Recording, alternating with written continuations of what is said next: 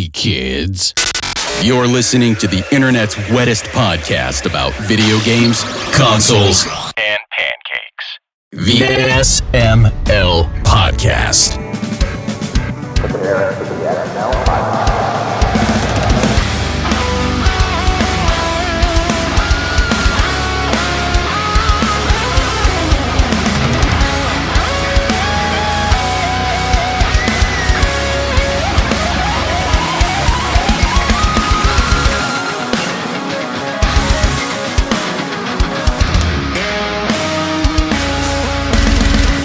What's up, everyone? This is the SML Podcast. I am your host, Joe.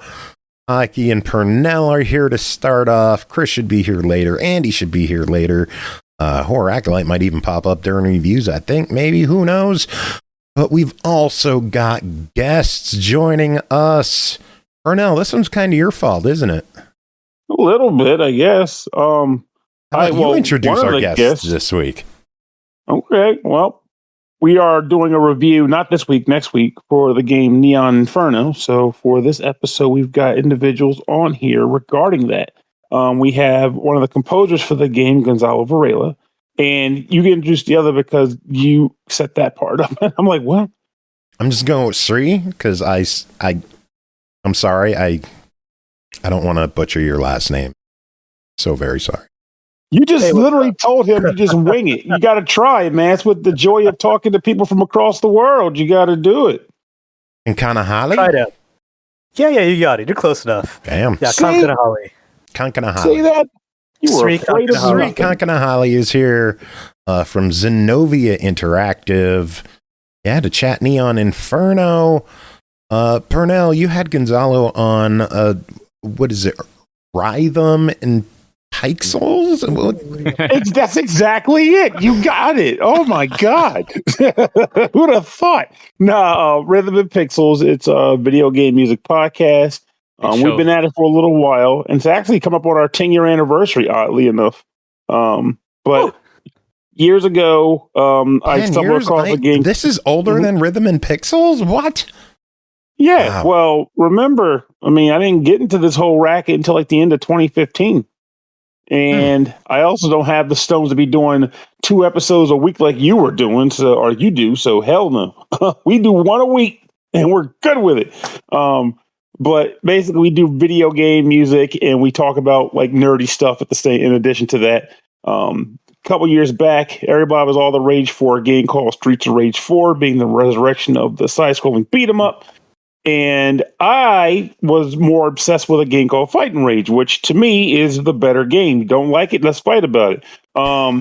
So one of the things that most stuck out to me in that game, though, is the composition. The soundtrack for that game is phenomenal.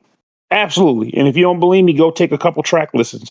Looked up. I didn't even have to look up because he shows up with his own sprite in the actual game at the beginning saying music composed by Gonzalo Varela. So looked into it, was able to get him to come on the show, and he's here to talk today. But of course, he's an awesome gent who's very humble, but ridiculously talented. And I'm glad to see him pop up in another game. Thank you so much, Pernell. No, thank you, man. Thank you for coming and hanging out. And yeah, I thought Neon Inferno looked cool and sent an email and was like, hey, you want to do an interview? And Sri was like, yeah, cool. And Frank was like, hey, Pernell knows Gonzalo. And I'm like, oh, hey, you know Pernell? And he's like, yeah, I talk to him every day. And I'm like, how do we all know each other but not know? Yes, that's right. Yeah, small world there. I haven't done it in a while because life keeps me busy, but I also used to write reviews for one of Frank's websites he used to run. At least I'm not sure if he does it anymore, but Hey Poor Player. And I became friends with him. Yep. I became friends with him because he's... Oh, have you checked it out? Yeah, they reviewed our previous game, Steel Assault. I'm pretty sure we had a review from there. Oh yeah, Steel Assault's awesome too. By the way, if anybody here hasn't played that, get on that too. But yeah, but just kind of a weird coincidence where he was like, "Oh yeah, I've been talking to your friend Joe about doing this review." I was like, "Oh yeah, well yeah, I want to get the code. Send it to me." It was like, and I was like, "Can you?" Like it basically just seems like this weird small town, like just sense of connection where he became friends with me because he saw me arguing on a forum about how the Vita is better than people gave it credit for. He's like, this guy is passionate about games. Let's talk. And we became friends. And that was it. But yeah, I like the fact that despite that, I still was able to say things like, if this game sucks, I have no reason to hold back because I'll tell you anything's not good. Fortunately, though I haven't gotten to play it fully yet, I'll be next week. It's already pretty damn good. So just spoil that. And the music. I wouldn't know, Pernell. No one else got to play it. Well, we'll talk to you about it later.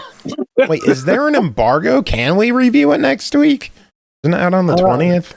I think the embargo is like you can review everything but the final stage, or like you can like show everything but the final stage or something. You could probably review the entire game, honestly. Like next week is like I'm the host of the show, and I don't know any of the info on this. I'm kept in the dark. I think the embargo is just for video. I blame Pernell. Yeah, this one's. Oh, you played it too? That's great. I'll take the blame. Yeah. So if you're like me, and you don't know what Neon Inferno is, give us the sales pitch. What is Neon Inferno? Yeah, sure. So Neon Inferno is a 2D action game, like Contra or like Metal Slug. Old. And it's set in a cyberpunk dystopian New York. State power is completely disintegrated. Several different factions vie for control of the city. You have the NYPD, the Yakuza, the corporations, which are represented by Pangea. They're like arms dealers and mercenaries. And you have the family, which is the futuristic equivalent of the mafia. And you play as assassins for the family, conducting hits against the opponents of your organization, against all the other players in the city.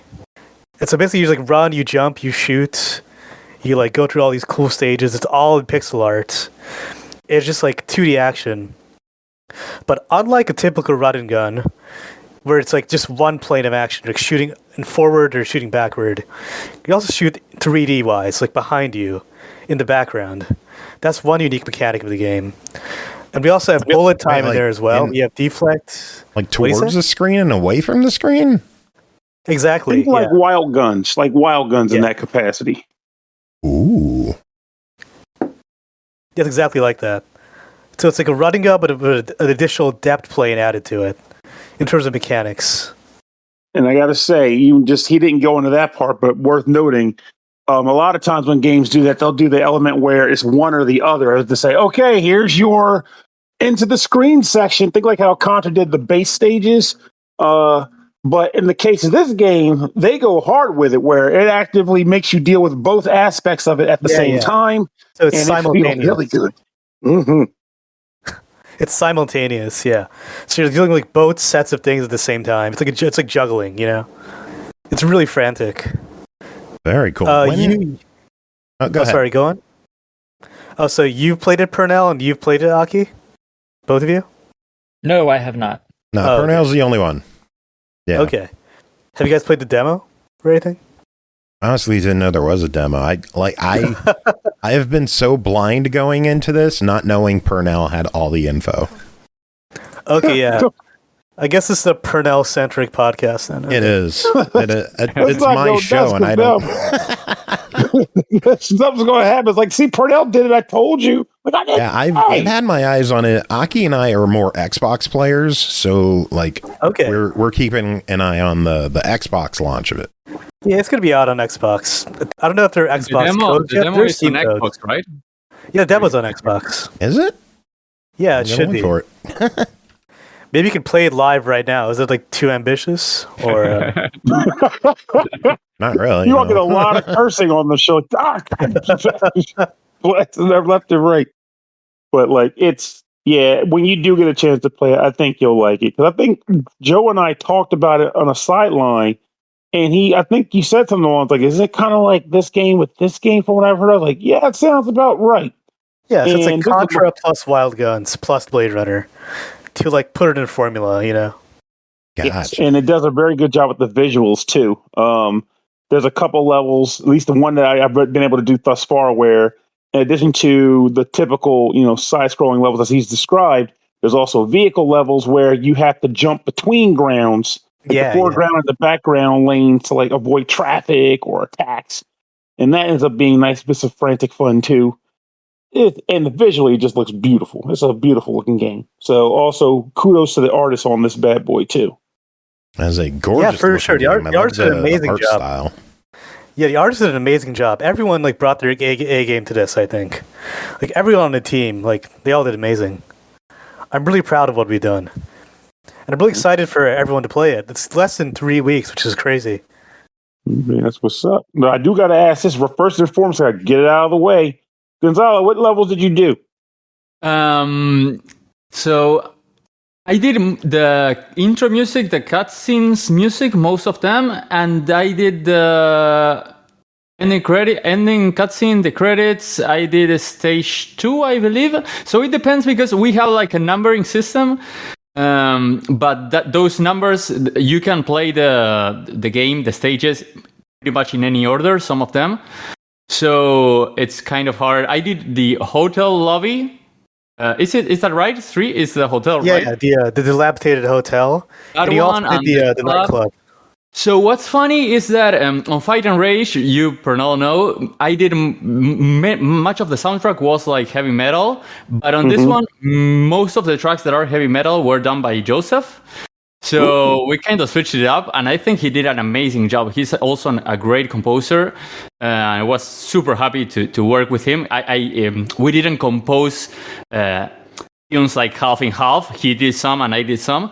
But I think he really made some very amazing heavy metal music that some people who know Fight and Rage may think those are my tracks, maybe because they are familiar with the Fight and Rage vibe, and it's kind of similar to that. But actually, most of those tracks, like the heavy metal tracks, are his, like the boss music and like the stage 1 music, and most of the synth music is mine, and also a few other styles. Not most of the action music, so it was kind of fun to switch it up. So everything that's a cutscene, that's Gonzalo basically in the game.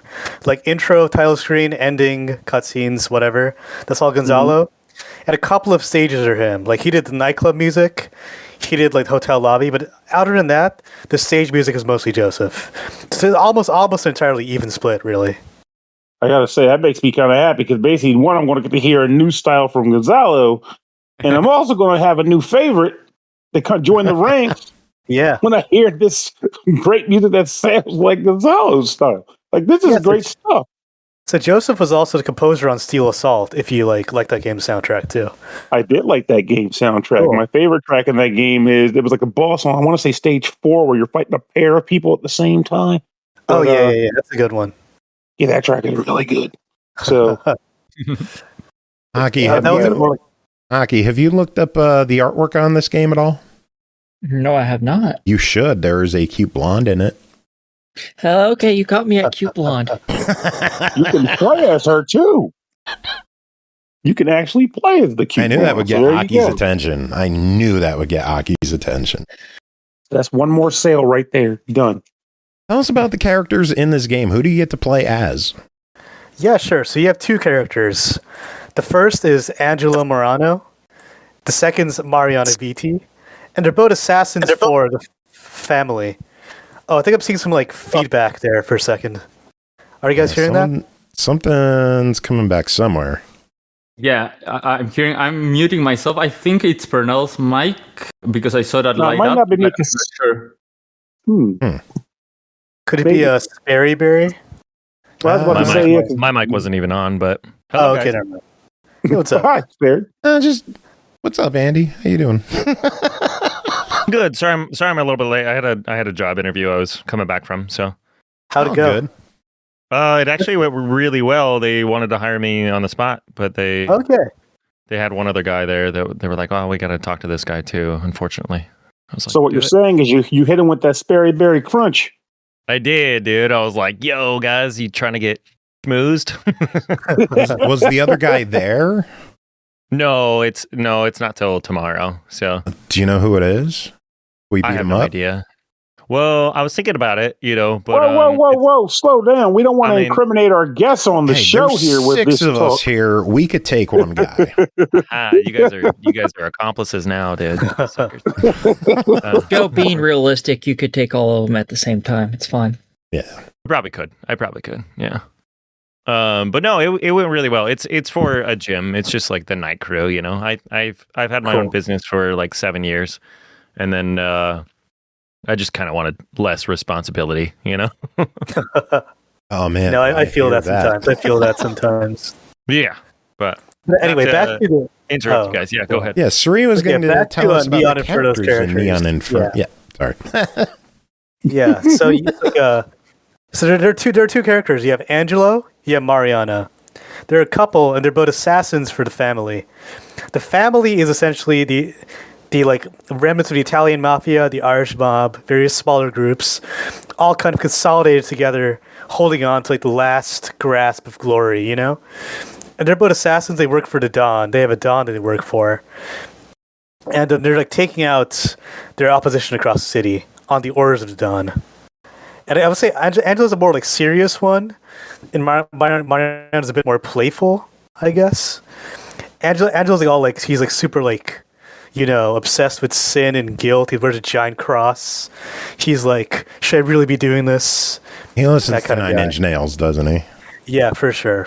Nice. And she's dressed like a dominatrix and is sexy in all the right ways. Yeah, Mariana probably listens to like Bjork or something. Oh, mercy. Or like Kate Bush.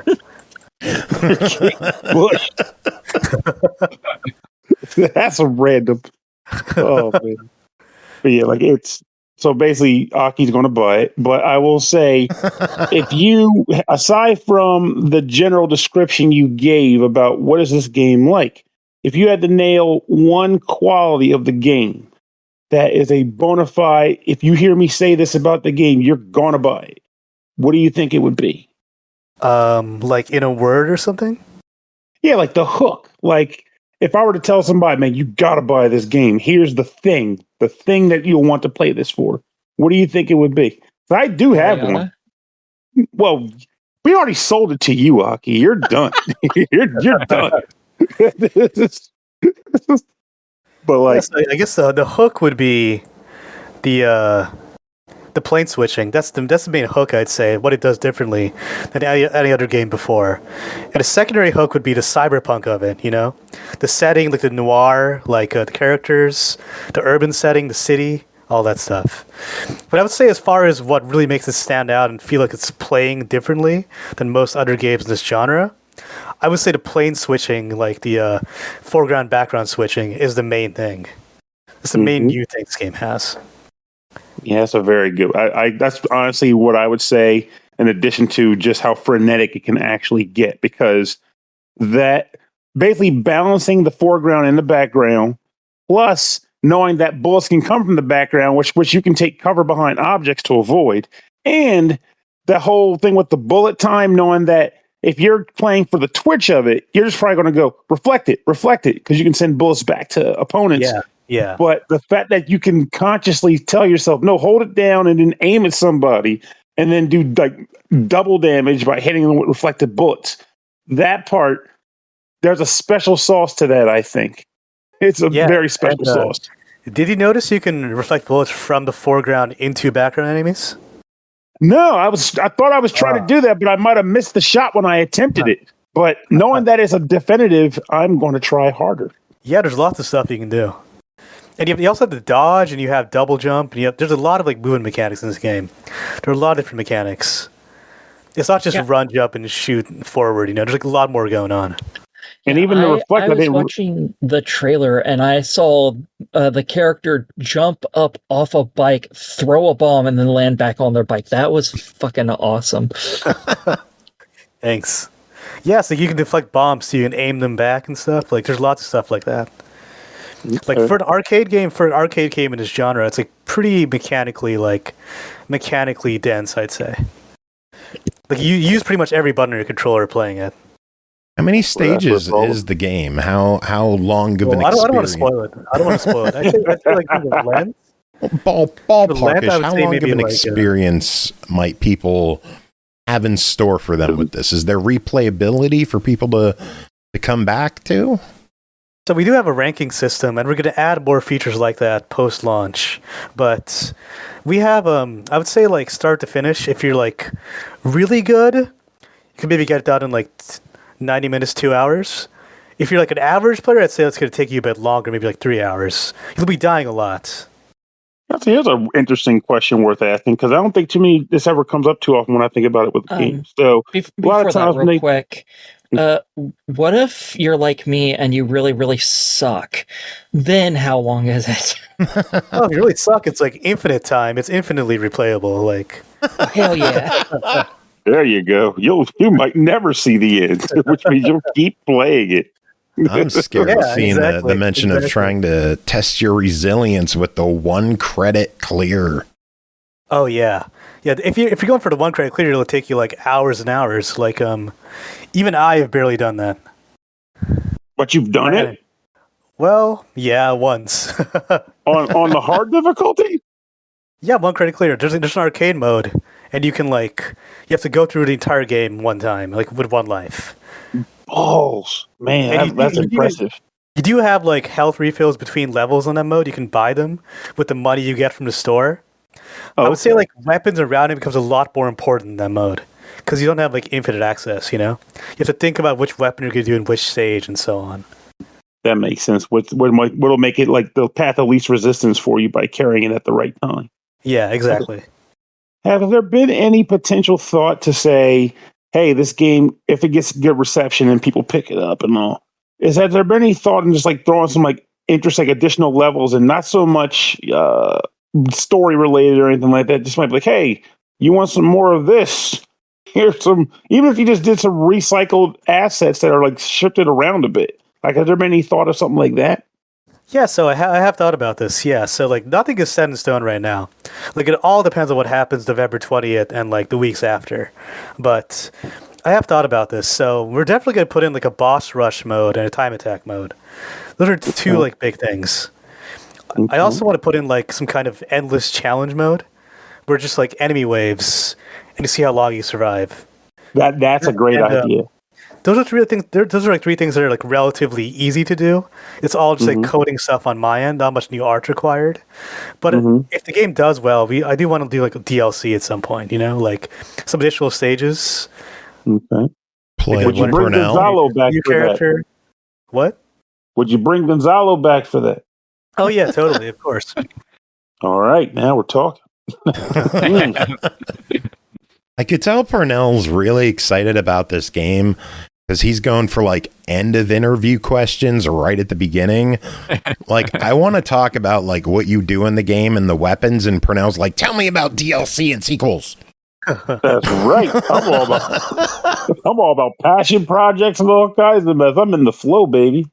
Like, we're still learning that there's a health system in the game.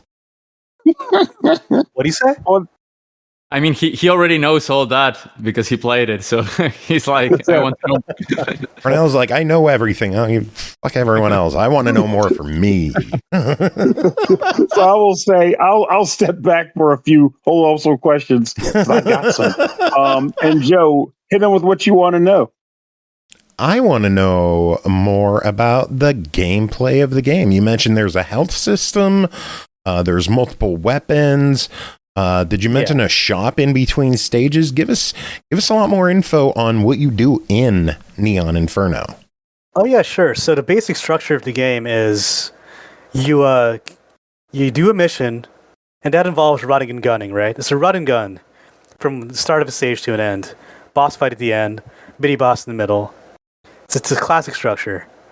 It's running and gunning with the 3D elements, with bullet time, with all that stuff. And after each stage, you're graded on how well you did. And you get money from your bosses based on how well you did, which you could use to buy weapons for the next stage, or health refills, or like stuff like a shield, stuff like that. Basically power-ups. And so basically it's like the loop is mission, then go to shop, meet with your bosses, choose the next mission, and so on. And this is how you progress through the plot, basically. Is there a way to farm money in the game? My concern is if you're really good at the game, you'll be getting a lot of money, so you could buy a lot of upgrades and equipment. But if you're kind of sucking at things, your rewards won't be as good. There's no grinding whatsoever. There's no grinding whatsoever because it's only at the end of each mission that you get the money. So there's a finite amount of money you can get, and it's like rationed out very specifically, like so that you can't just be too overpowered. You know, you can also only carry one weapon at a time, and you can once you equip it, you can't once you equip it, you have to use it. You can't just equip it, shoot one shot, and a really powerful shot, put it back. Like it's a decision you have to commit to. Is it kind of like Contra where you drop the item and you can swap back to it, or it's like once you commit, you commit? It's once you commit, you commit.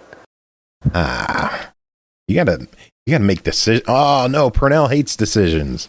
Oh no! Slow down there, buddy. It's not. When it comes to a running gun, there's no decisions. There's only chaos, man. This isn't an RPG. RPGs are different. I will say the only thing I can see being a potential for nuts is, and this happens in other games where you even pick them up in level. When a game gives you a secondary weapon, the secondary weapon has a limited amount of ammo, and you know there's a part further into the level that might result in you really wishing you had it. You find yourself learning who's worth dodging and avoiding altogether versus killing to conserve your good bullets to the place where they actually matter the most. Yeah. So, I would say it's kind of hard to just run past enemies in this game. Like, you can do it in some cases, but they will fire bullets at you. They might follow you around, making it pretty aggressive. But you do have the reflect attack, which is also, or I at least realize, it's a melee attack too. So if you can get melee crazy, bam! If you want to do that, you can. That is also a viable strategy. That's not something that I think would pose a problem. You know, if you're really good, because if you choose to melee all the enemies, you have to get up close to them, and getting up close exposes you, right? There's a risk and reward aspect to this too. So if you're good enough to melee all the enemies, then yeah, go for it. But you'll probably get hit though. But if you don't, then more power to you. Yeah, but therein lies the dance, right? It's like who can I melee? Who can I shoot? I need to get this gun as far into the level as I possibly can. So let's do a dance. Yeah. How many guns are in the game? What kind of variety you got? Let me think. We have a flame shot, which is explosive. We have homing shot. We have an upgrade for your knife that expands its range. We have a shield weapon. We have health refill. We also have what was it? Oh, machine gun shot, rapid fire.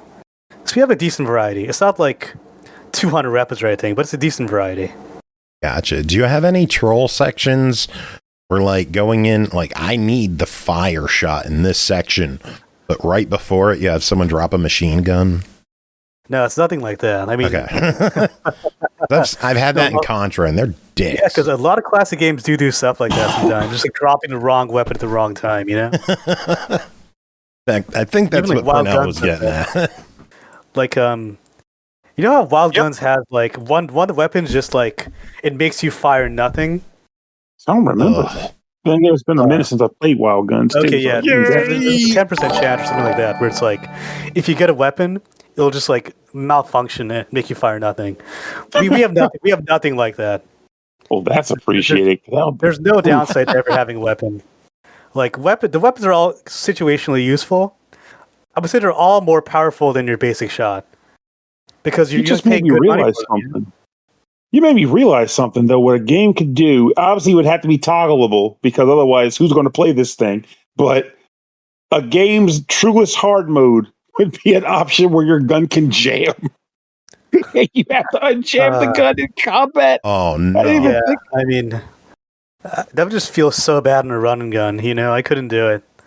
It's brutal. It's like how in action games these days, everything just breaks immediately. You know. Could you imagine sitting down as a 6-year-old firing up Contra on the NES, and you go to shoot a dude and your gun jams? Yeah. I would have punched my fucking TV, and those things were 80 pounds and made of glass and metal. Well, this era now that there's more buttons on the controller, what they could do is be okay, you had a gun jam. and maybe either A, hit 2 buttons in sequence like 3 times until it works, or like a quick button sequence, like hit these and you unjam the gun. Pernell, It's why are you evil? Because why the fuck not? I mean, you got Says cats the out man here who doing wants 1 achievements to CCs. have odd numbers. Fuck you, Joe. You're both evil. There it is. See, thanks, Aki. You pulled him back in. He can't escape this. Yeah, but like, As I said, you you're both evil. Not I'm just not you. He knocking is it. too. You're both evil. I want to be. I think it's a great idea. You got cats out here bopping out 1 credit clears in games like this or an Ikaruga. Hey, what's one more step up? Give him one more thing to frustrate him. But like, yeah, I think it would be like a nice little wacky thing to do. But as it stands, this game doesn't need it because it's already freaking great and it's challenging too. How does the co-op play? It's a pretty standard co-op. Like, you have both characters, and you have like twice the firepower. Enemies have slightly more health, and the only thing that doesn't play as you'd expect would be the vehicle sections. In the vehicle sections, one of you drives and one of you shoots, or it's more like both of you could shoot, but one of you is driving. If that makes sense. That. So the vehicle sections play slightly differently from like Contra or something, but for the most part, it's like pretty standard. It's like what do you expect in this type of game? You know, you have 2 characters. The camera follows both of them. Like they both have their own sets of weapons and firepower and so on. And it's not like the person that's driving the car can be passed. It's more like one person, basically whoever's in the driver's seat at the level start is the one driving it the entire thing. Yeah. So in the vehicle sections, player 1 will like move the bike and switch lanes. And they could also shoot. Player 2 will only shoot. They're like along for the ride, you know? And what's fun is that in co-op you can like kind of choose who gets to be the driver. Whoever presses the button first, they get to drive.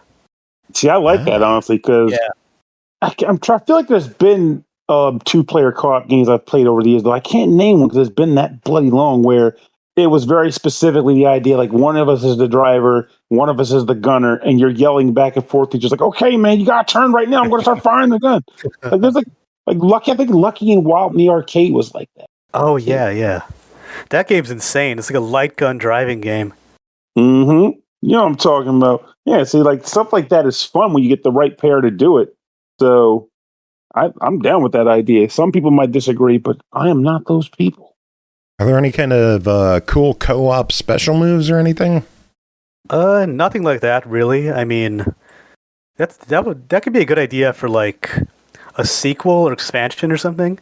But in the current version of Neon Inferno, we don't have anything like that now. Piggyback ride. Yeah. Like you launch them up, they can jump higher or something. That'd be awesome. See, now you got me want to do it. You got to figure out how it would fit into the game proper. But like, okay, we're going to add some verticality to these stages, specifically for this piggyback move. But so when did this game start? What do you say, Gonzalo? That I wanted to ask a question to Sri, if that's okay. Yeah, absolutely. When did you? I'm just curious because I was part of the process for like 4 years, and at the beginning, you were like testing some of these mechanics and kind of trying to figure it out, like the bullet time, that kind of stuff changed. Also, the background shooting changed. At what point did you like feel like you nailed it? You had like the mechanics, like the basic mechanics down, and this was gonna work, and you could kind of iterate on those mechanics and that idea and make like the full game. Because I remember like the first level took like a few years, possibly. It wasn't like the process wasn't linear. Like it took a long time. I mean, I would say I think it must have been summer 2023 when we like finally had the basic mechanics all down, you know, because 2022 was just like pure iteration basically. I mean, I remember even the background shooting idea wasn't quite certain at first. Like, I mean, I almost dropped it at some points, and we were experimenting with a bunch of like bullet time moves. If you remember, we had that move where you would like do a Max Payne style dodge roll while shooting. For sure, great animation. Yeah, that didn't make it into the final game, sadly, but it looked cool. I just couldn't put it anywhere. I just didn't know how you would use it. There's a lot of stuff like that. It can be like Mega Man X Hadouken. Maybe you unlock it. Gold. Yeah, so there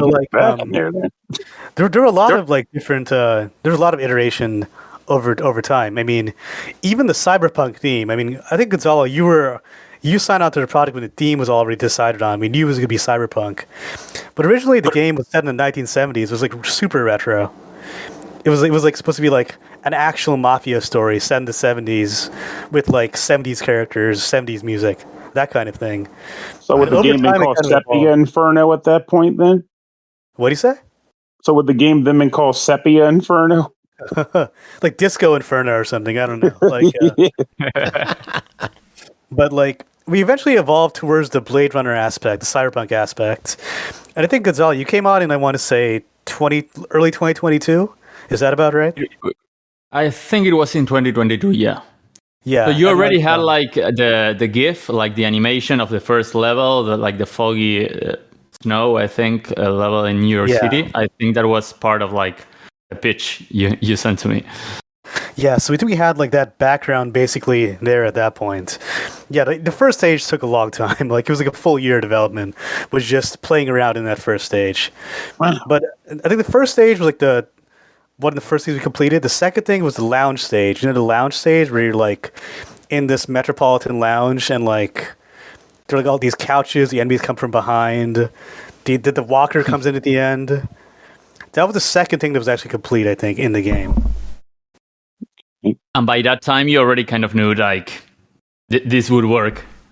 Yeah, pretty much. With these moves, with this weapons and that kind of stuff. Yeah, I would say I nailed down the scope by summer 2023. I not nailed down all the weapons by then. Weapons took a long time. Even at the beginning of this year, they weren't all completely done. But wow, I did the scope pretty much by summer 2023. I'd say, yeah. And that's when we started showing the game in public for the first time, and going to play tests and stuff, testing it out. When did you start development on the game? It was late 2021, I would say. Right after Steel Assault came out, or during its completion, we started this game. And we finished it maybe about a month ago. When I came in, you hadn't finished. When I came in, you hadn't finished Steel Assault, I think. It was kind of launching, if I remember, that week or something like that. I think I remember. It must have been late 2021 when you came in, September or so. Then it must be. Then it might be 2021. Yeah. Right. Because I remember it took a while for us to decide on the direction of the music. Because at first I wanted to do neoclassical metal, with the whole what's that guy's name? The guy with the long hair, Marty Friedman, that kind of thing. And we eventually decided to go more cyberpunk, more black metal. Yeah, it took a while to nail that direction for sure.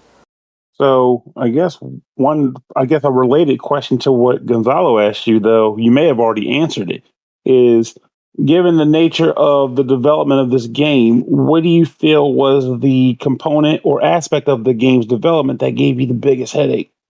Well, it was honestly just that the first year or two of just figuring it out, nailing down the background shooting, making sure it would work. Because with a mechanic like this in a 2D game, when you have multiple planes, it can become very easy to just not be able to make it unreadable. It can very easily fall apart. You have to have absolute clarity in what enemies are where and where the bullets are coming from, what they look like. There's a lot of stuff you really have to nail down for a concept like this to work, I think. And just getting all of that in place was probably the hardest part. And then after that, I'd say the hardest part is maybe just nailing down the stage designs, making sure every stage feels unique, have unique enemies in each stage, try not to repeat ourselves too much. Just having as much variety as possible. Thinking of all the ideas was also a hard part, I would say. Yeah, I think that's a very, very important aspect of these kinds of games, because sometimes companies will get comfortable resting their laurels, we got the guy we got the bald guy, we got the muscle guy, we got the person with the whip. We're covered for the entire game. Yeah, like you can't have a game with just like 4 enemies that are always the same. You can't do that. No. Like we wanted to make sure the game is just constantly changing situations, and changing like the type of situations you would be in, the stages, like the mini bosses. We want to make sure that it was like delivering new ideas at a very fast pace. Speaking of changing ideas, we just got rated by Javor. Thank you everyone for coming in. We are chatting with the fine folks at Zenovia about Neon Inferno. For all the new people who just jumped in and are watching us, give us the sales pitch again. What is this game? Why should all the new viewers go check out Neon Inferno? Sure. So Neon Inferno is a cyberpunk action game taking place in a future dystopian New York City. It's a run and gun, like Contra or like Metal Slug. But what's unique about it is that there are 2 planes of action.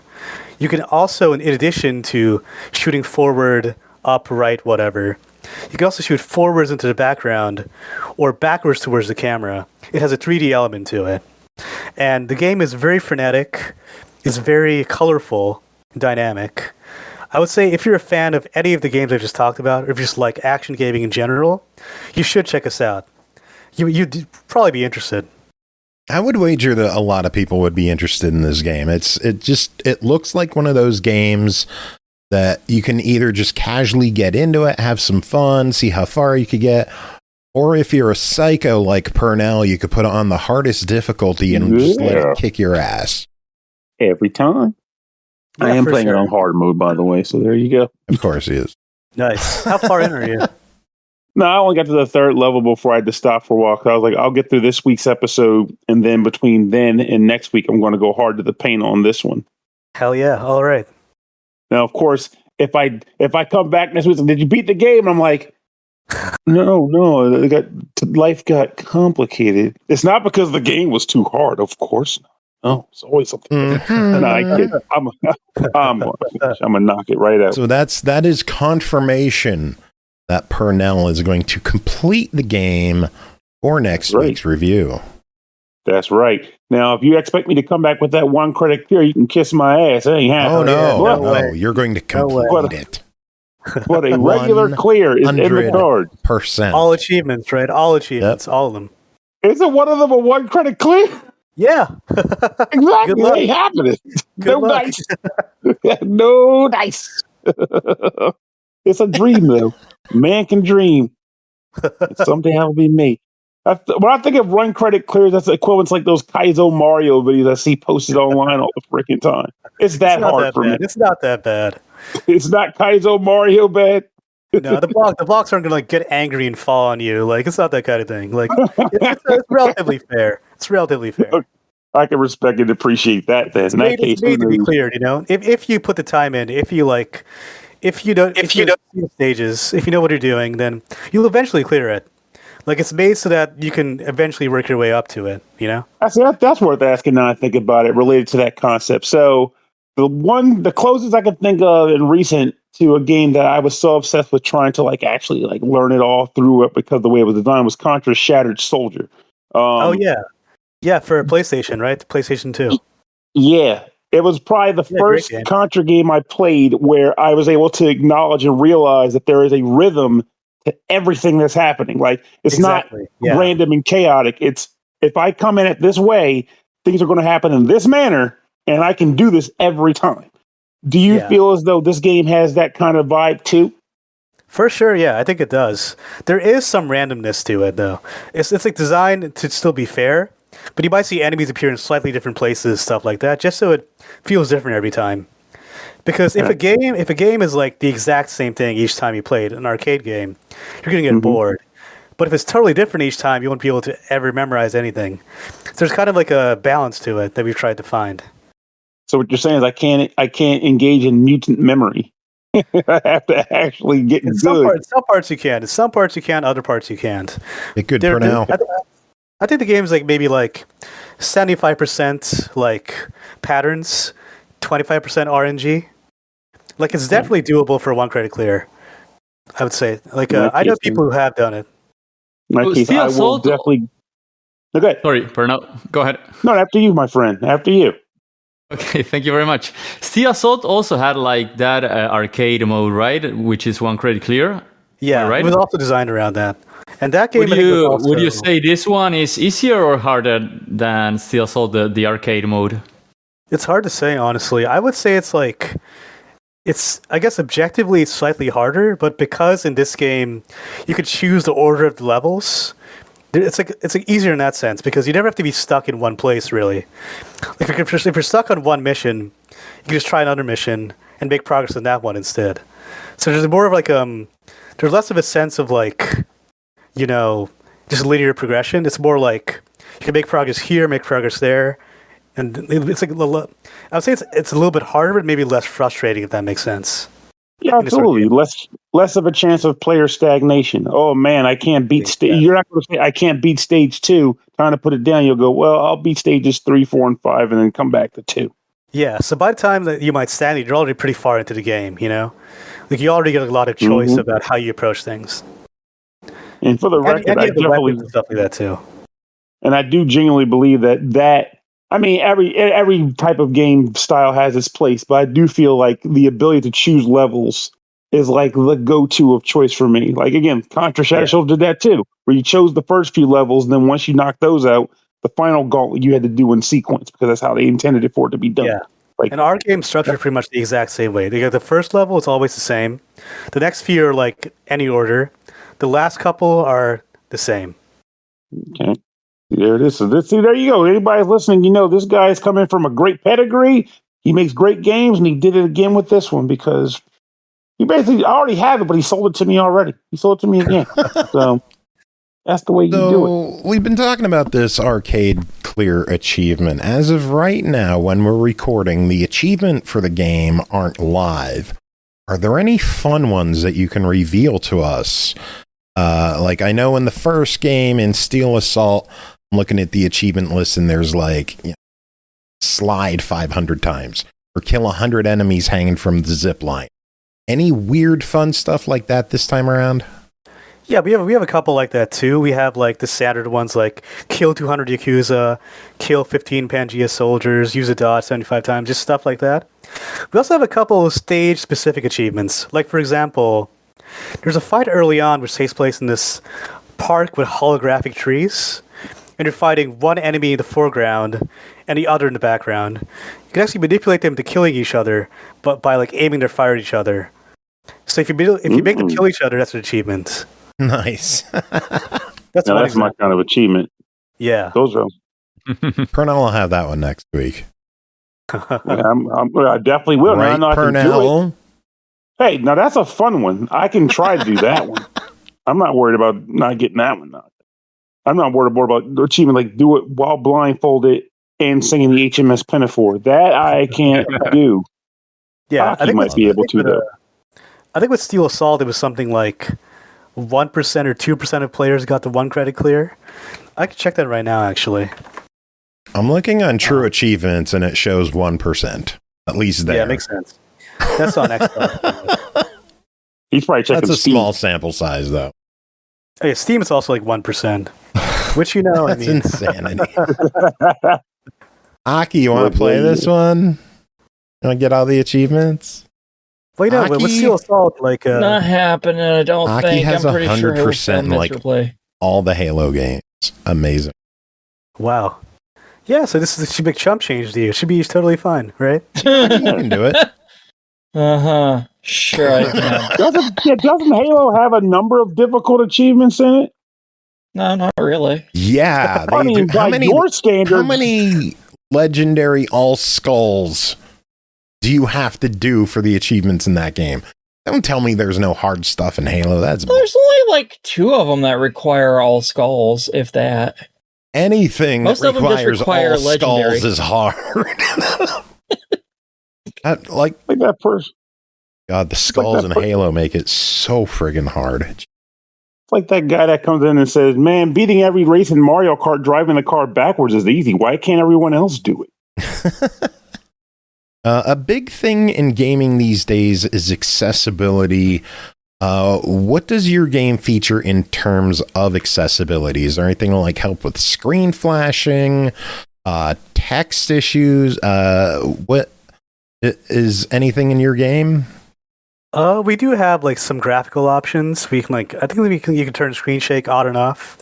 You can also turn some lighting effects on and off if those bother you, or they can't run on a computer for some reason. We don't have too much in accessibility because like stuff like you mean stuff like red green colorblind mode, right? Stuff like that. Anything really. I know some of these games they'll even have like speed toggles where you can like speed up the action or slow it down. Oh, we don't have that actually. We have difficulty modes, which we kind of like implicitly balance it that way.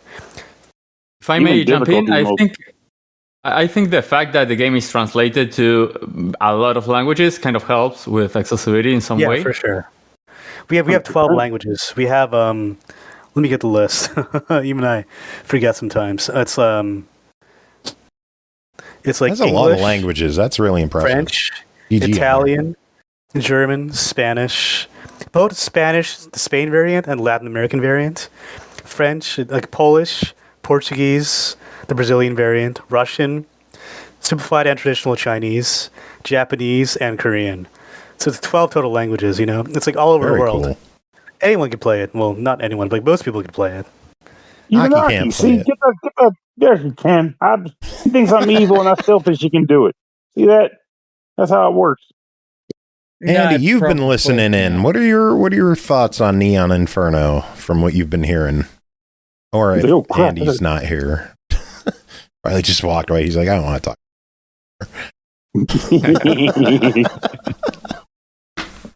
Oh man, I know we are. Oh, there's. No, I'm still here. I was just eating. Sorry, I was eating and listening. I got so many things I'm trying to take care of. Today's just been a day. What are you eating? I had some spaghetti and some garlic bread. Ooh. To be honest, I pulled this Steam page up when I first jumped down, and it looks really cool. Thank you. The main character, or I guess one of the main characters, the guy, kind of like instantly reminded me of like Guts from Berserk as well, which I'm a huge Berserk fan. I don't know if that I can see that. Yeah. You had like any like influence that way or anything like that, but people always say Jin Kazuma from Tekken. People always say that. I can see that too. What's funny is I've basically never played Tekken in my life. Like I played like maybe one time when I was a kid at a friend's place for like an hour. I don't even know before making this game, I don't even know what Jin Kazuma looked like. And like every single video of the game is like people saying, "Oh yeah, he looks just like that guy." Yeah, I mean, I guess I could see that now, but yeah, I mean, my first kind of a similar hair, I guess, too, and I was like, oh shit, that's awesome. But yeah, sorry, I'd just been kind of listening and hearing what you guys have been saying about it, but it looks really cool. Like I was listening to the soundtrack like a little bit in the intro video. I was going to download the demo over here as well too, but I love the pixel graphics. I mean, I'm a big like side scroller, like, like this is awesome. Like looking, it just looks really well done. I mean, aside from like not playing it myself yet, I would say you guys did a really good job and put a lot of like time and effort into it. I mean, even just the art direction is like, you can tell it's like so complicated from just even little things like the blasters and fire, and like you've got the parallax scrolling like in the background and some of these things as well too. Like I'm noticing, and it looks awesome. I mean, you can definitely tell when people make a game and it's a labor of love, versus just like, yeah, we wanted to make a game and see where it went. There's so much to it, and from the conversation that you guys have been having, it sounds like there's a lot of angles that were kind of considered and covered in this too. I also really like the kind of like almost like 2.5D aspect to it, I would say, where there's characters in the background that you're attacking as well too, and lots of like cool little boss fights, where it's kind of like bouncing back and forth between like those two like angles. It reminds me like I guess like the games that would inspire this, like Contra and stuff like that too. So I like it. I think it looks awesome. I'm excited to give it a shot myself as well. Yeah, thank you. Awesome. Yeah, I'm really proud of what we've done. Like, I think it's going to do pretty well. Also, some reviews have been coming out, I think, today. I don't know if you saw those 3, but... Yeah, I've seen a few. They're like unanimously positive, basically. Like, yeah. You're doing great. We got an alpha beta gamer video today. That's a pretty big channel. That's rad. Yeah. And then you're stuck with us at night. It's like during the day, the good stuff. At night, fuck. We gotta talk with these guys. Hey. I didn't say that. I didn't say that. Come on. That's right. He did not say that. Don't poo-poo on the goods here. Yeah. Hanging out with good people. Which I do want to ask before, cause I know Joe might pull we're getting up into the hour or whatnot, but I got to get my question out before all said and done. Gonzalo, what is next on the block for you? Because I definitely would like to know if you got anything queued up. If not, that's fine too, because then the follow-up question will be, what would you like to compose for next? Awesome. So thanks for the question. So what happens is that after finishing Fight and Rage, I did a master's degree in music composition for films, and I started teaching a lot. So I had to, my time isn't as, I'm not as available as I used to be. So I've kind of become more picky about the games that I decide to write music for. And it's always kind of a gamble, like, or a bet. I mean, sometimes you think one game is going to come out great. And what has happened to me is that a few of those games that I had been working on in parallel to Neon Inferno have been like, some of them quite slow. Some of them, I don't know if they're going to come out. So I don't know if I can talk about some of them because I don't know what exactly might happen with them. Fortunately, Neon Inferno, it has gone great. It took 4 years or something like that, but it is coming out. But some other projects, I don't have one right now that is announced that I can talk about. So we'll see. I'm always happy to try new projects. I always, my favorite game is Super Metroid, like my all-time favorite game. So I would always like to do like a Metroidvania game. That would be great. But I'm very happy to do any sort of project that I see the developer is very passionate about and that can lead to a great game. So when Sri contacted me, it wasn't my dream to do a run and gun game, but I've had a lot of fun. I learned a lot by making the music and the sound to the game. I learned a lot these years. So I think if there's also a project that I think I can really learn of, and a developer I can learn of, and potentially if it's also a project that is something that I haven't done, which I always think is very interesting, I would definitely consider it. So hopefully we'll have news about that at some point. But I've been doing like films and that kind of stuff, like other sorts of projects, and also teaching. So that's coming up for sure.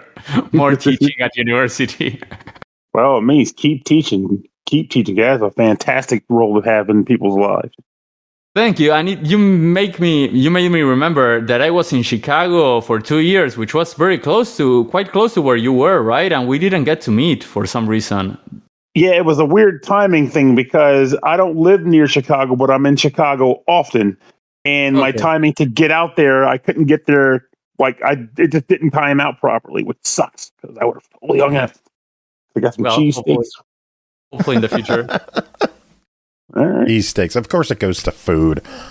That's right. Doubly so because I mentioned it in Chicago and I say cheesesteaks because I'm that much of a monster. But also good pizza. Since we're chatting music, will the soundtrack for the game be available? Yeah, it should be on Spotify at least. And I think Steam as well. Yeah, I think so. Steam, I think even Bandcamp, Retroware, which is the publisher, are going to publish it. I think all of the music. Very cool. I searched for Neon Inferno music, and there's a band called Neon Inferno. So... Yeah, I don't know if it's any good or not. Metal-inspired electro duo in the UK. Well, I'm glad it sounds like a real band, because sometimes I searched like a couple of weeks ago, I think Neon Inferno, like the videos, and a lot of AI slop came up. Like a lot. Get that crap out of here. Yeah. That's what the internet is these days. AI garbage as far as the eye can see. Yeah. Which is why I like to close my eyes, because fuck that. I wonder when we're gonna like accidentally hire an AI reviewer.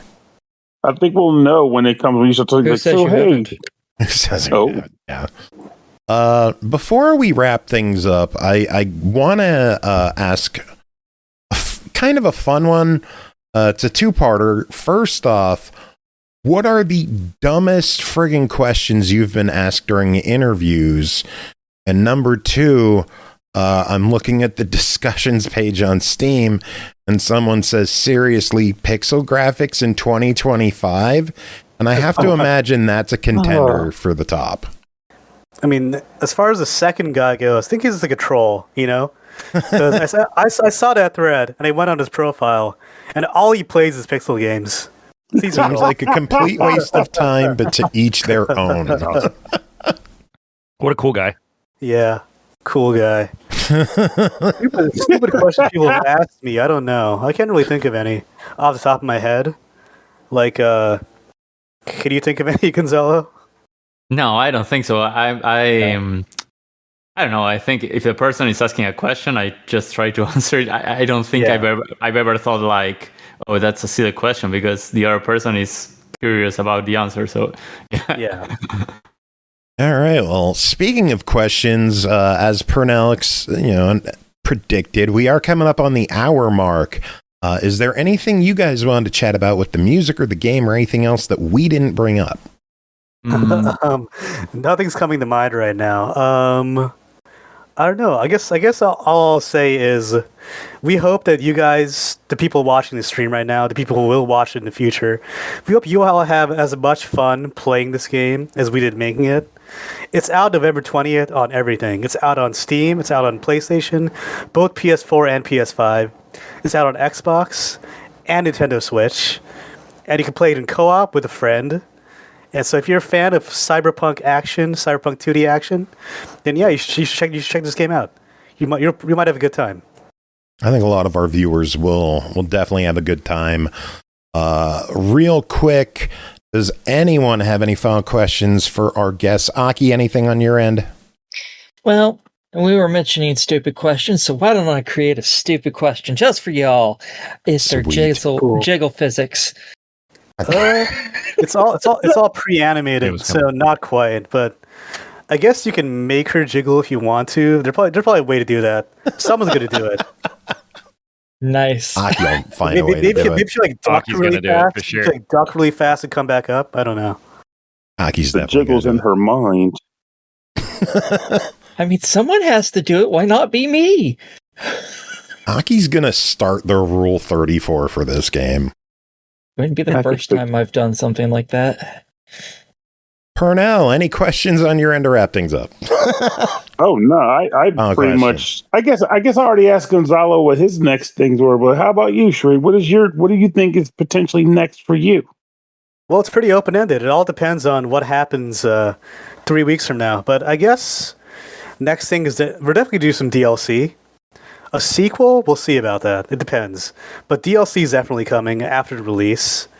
And I guess we'll see how that goes. Can we see new characters? Yeah, hopefully I get to make a new character. Yeah, hopefully someone new plays pretty differently. I'm just saying, if you want to make a tall person with glasses, I'm like, hey, bang, bang, bang, bang. I'm in. Playable Pernell. Let's make it happen. That'd be hilarious. Andy, like, Andy, any phone questions on your end? Pernell would be like half of the screen right there. That would make it expert mode, wouldn't it? I'm a large bullet. I think I have a large hitbox. That's true. That might be kind of cool. You guys were talking about it seems like a lot of the questions are like, what's next? And actually my question was going to be, is there going to be DLC too? So since you already answered that, I would say, is there any plans, or now that we kind of had talked a little bit about a Metroidvania, maybe you thinking about making a Metroidvania coming up? No plans for that right now, but we'll see. Anything is possible. Like, it depends. It would be nice to make a really big game like that. Like, But I think I'd want to make it more of like an overworld type thing, like Super Mario World, where you like move around the city on a map or something. Oh. Or you move around like in other ways like that. Have you played the Messenger? Any of you? Yes. Yes. Love that game. That's a great game that kind of seems like it's an action game, like Ninja Gaiden, but then it opens up and it becomes. Yeah. Sorry for spoiling it, but I mean, you don't have to apologize at this point. That I think the statute of limitations on that is well up. Hopefully, yeah, that's been out for a while. Chris, you've been lurking. Any questions about this game? Has it caught your eye at all? No questions. Nothing. By the way, hi, Chris. Hi. Last question I have is, where can people keep up to date with you guys and what you're doing? You can follow us on Twitter, on Steam. Those are the two main places I would say. Like we have a pretty active social media presence on Twitter, and we also have our Steam page. Like, just want to follow our Steam curator page. Or you can follow the game. You should wishlist us if you haven't already. That'd be nice. Yeah, those are the main places. Gonzalo, where can people keep up to date with you and what you're doing? So I'm mostly active on Instagram at Gonzalo Varela Audio or Audio. And yeah, on other places, I have like pretty much all social media. I'm Gonzalo Varela or Gonzalo Varela Audio. So yeah, they're welcome to keep in touch through there. Finally, a reason to have Instagram. Oh, man. Well, Sri, Gonzalo, it has been an absolute pleasure having you two on, joining us to chat about Neon Inferno. Again, the game is out later this month. Is there a price on it yet? Yeah, it's going to be $19.99, but at launch, it'll be $15.99, I believe. Nice. Launch sales are awesome. So yeah, there you go. Sure. It'll be out on friggin' everything. So pick it up on your platform of choice. Sri Gonzalo, do you have any final words to end the interview? No, just thank you very much for the invitation. Yeah, thank you for having me. I really enjoyed it.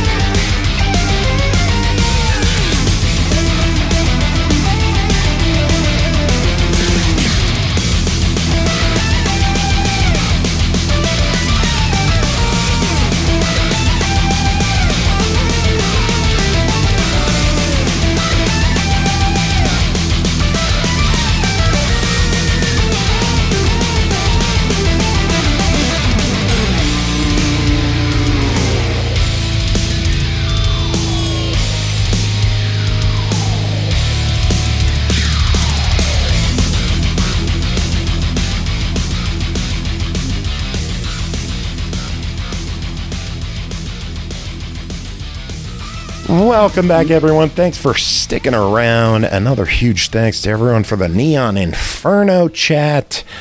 We got more to go with this show. We got review games to talk about. Aki's here. Horror Acolyte came in here. Chris is here. Pernell's here. And Andy's here. You guys ready to talk some reviews? Let's do it, bitches. Never, but fuck it, why not? No, I didn't ask your verdict yet. Let's go. Oh, It's a review. I just got a little too excited. Okay, Jesus. I don't even know which one that's for. First game to talk about tonight, Majogami, developed and published by INTI Creates, released October 30th on the Switch for $34.99, Switch 2 for $39.99, and the PC for $24.99. Majogami stars Shiroha, a young woman who has lost her memory, who travels alongside Shiori, her father, who was turned to paper. With her katana in hand, she travels through a bizarre world and cuts through the horrors she finds there in this 2D character action platformer. Chris, tell us about your time with Majogami. All right, Majogami. Well, this is a action game developed by INTI Creates, which you may know as that'll kind of give you, if you know INTI Creates games at all, then you'll kind of pretty much figure it out right away, what kind of game it is. But if you didn't know, INTI Creates, they're ex-Capcom folks. They developed the Mega Man Zero and the ZX series and the Azure Striker Gunvolt Galgun, those kind of Mega Man-esque games, whether they had the name or not. I think most recently they did Gal Guardians and things like that. Oh, and Divine Dynamo Flame Freet, which I also reviewed. So yeah, this is an action game, kind of a hack and slash platformer. You do indeed play as whatever her name is. And I don't have the game pulled up right now. Shiroa. Yeah, Shiroa. So Shiroa and Shiori, her father. Yeah, so the deal there. So Shiroa,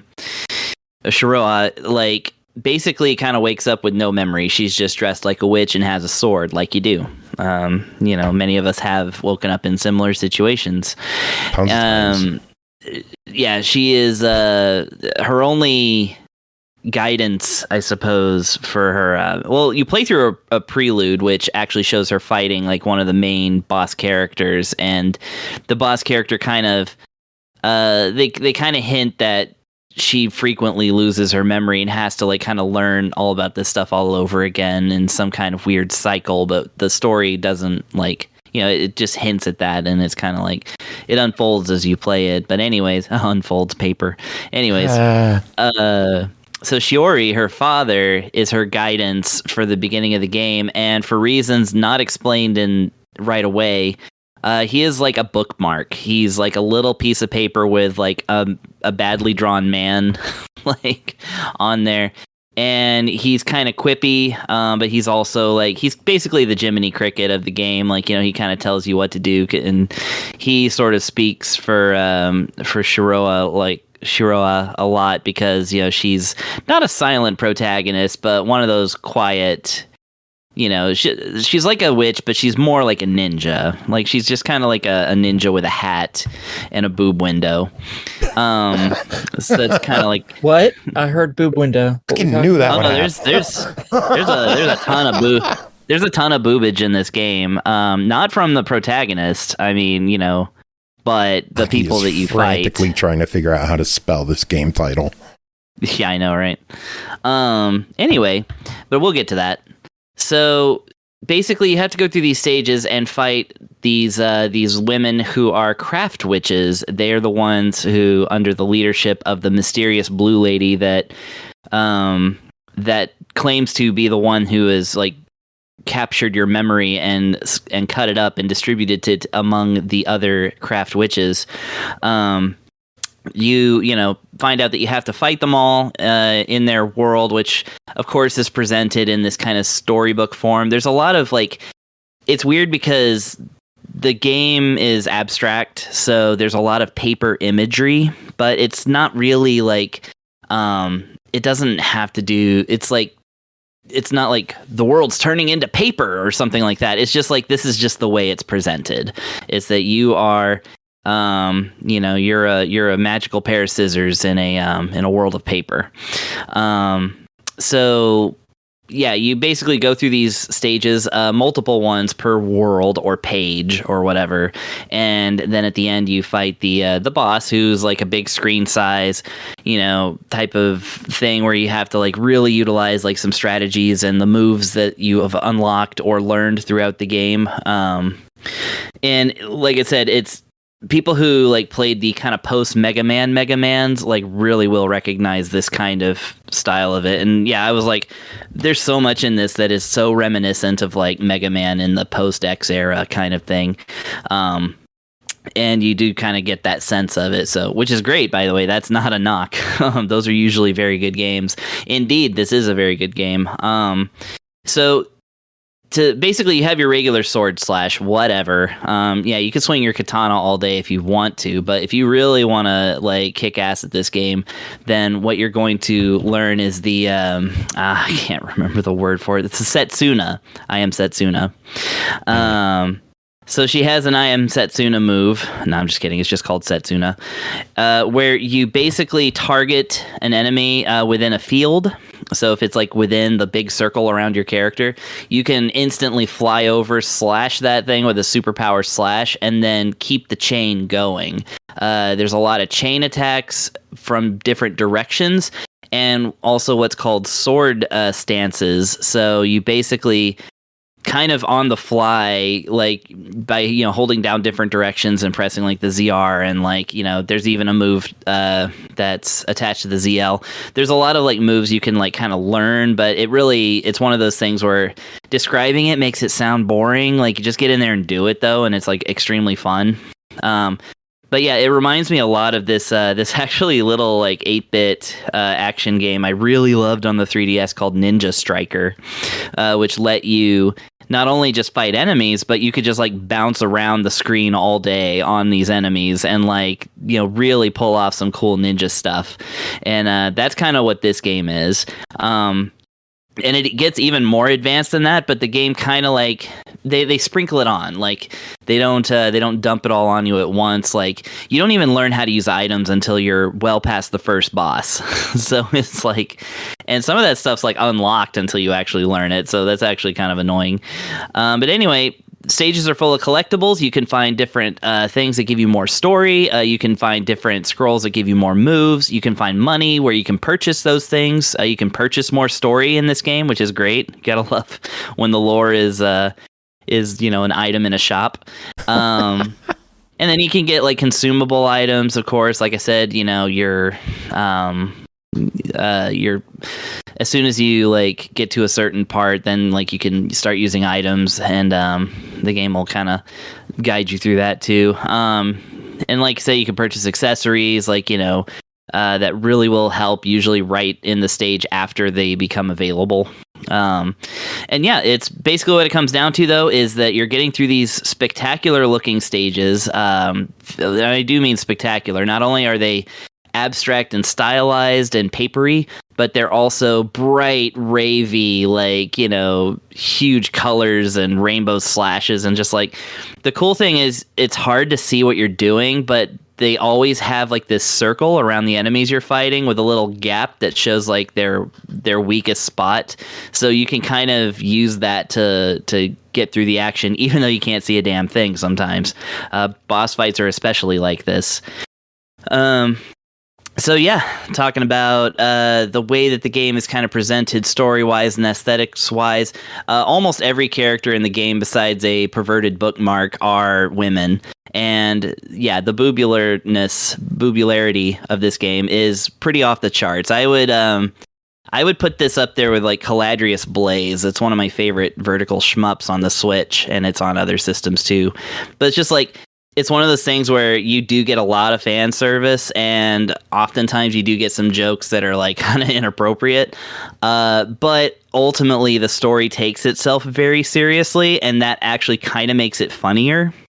because there's no like real straight up goofball comedy or things like that, but it's just like the ridiculousness of some of what's presented to you just makes you laugh, even though, like I said, the story is taking itself pretty seriously. So I like that a lot. Action on the Switch 2, because I'm playing the Switch 2 version, is silky smooth. This thing never drops a frame. It is really, really precise. It's very fun to play. Like I said, bouncing around on enemies all day is very good. And in fact, you need to learn to get good at that if you want to get all the items, because sometimes they'll have like an item on a platform that you can't get to unless you juggle up there, like by bouncing off of enemies, essentially. And those enemies are limited, so you can't just wait for them to respawn either. But you can replay levels, and in fact, you can choose the difficulty for any level between easy, normal, and hard. So if you want to like take over another, or if you want to take another stage on at a higher setting, you can, and it won't affect the other stages that you've beaten or will beat. So that's really good. Like I said, lots of collectibles, lots of things to see here. Very, very charming. Like not like a world beater or anything like that, but I mean, certainly it's up there with any Mega Man game. So I like that about it a lot. Very, very good. Sounds like it is a fun one. Pricing's weird on it. It's $25 on PC, 45 on Switch, and 40 on Switch 2. Yeah. So I will say this. There is a physical version of the game, and in fact, the Switch 1 and Switch 2 versions are both completely different in terms of like the physical media. You have to import them, though. They're not available in the States, at least not yet.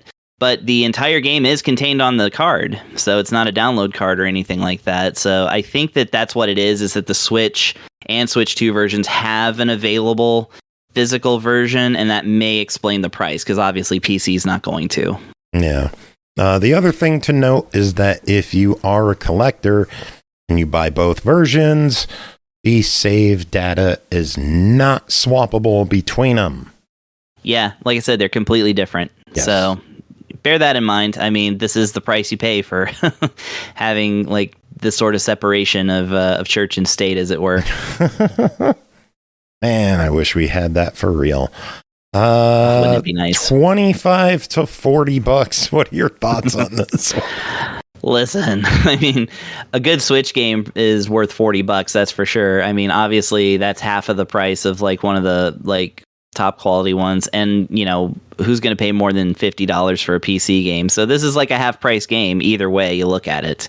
No, I think it's a worthwhile investment. Of course, it's up to you as to whether that price sounds really good for an action game at all. But if you're like me, then it's as long as it's a good game, who cares what it costs? But yeah, I'm going to give it a buy it no matter what, because there's nothing wrong with this game. If it's too expensive for you, then that's fine. I mean, you can buy every Mega Man ZX game for about this price, I think, if you buy that collection that I think also INTI Creates put out. So I don't remember who put it out. Probably Capcom, obviously, but yeah.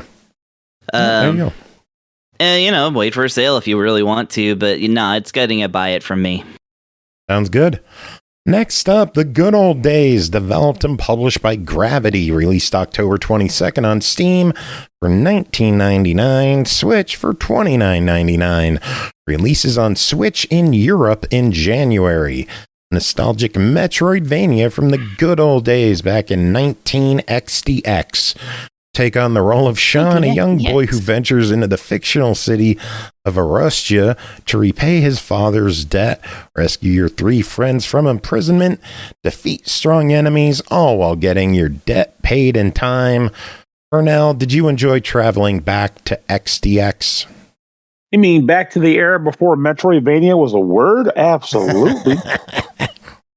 I wanted so bad to mention that, like, during the interview, too. What about Metroidvania? Yeah. Oh God, because he was always wanted to do a Metroid-like game. I'm glad you did, because I wanted to keep that a positive experience. Thank you very much.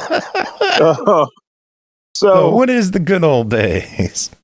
So for those who are in the know, the easiest way to describe this is that it is a sequel to the Goonies that you didn't know you wanted or that was even going to happen. So a combination of the Goonies 1 and the Goonies 2, with maybe a little bit of added adventure elements to it. But for those who don't know what those games are, first of all, what the fuck's going on? Beep.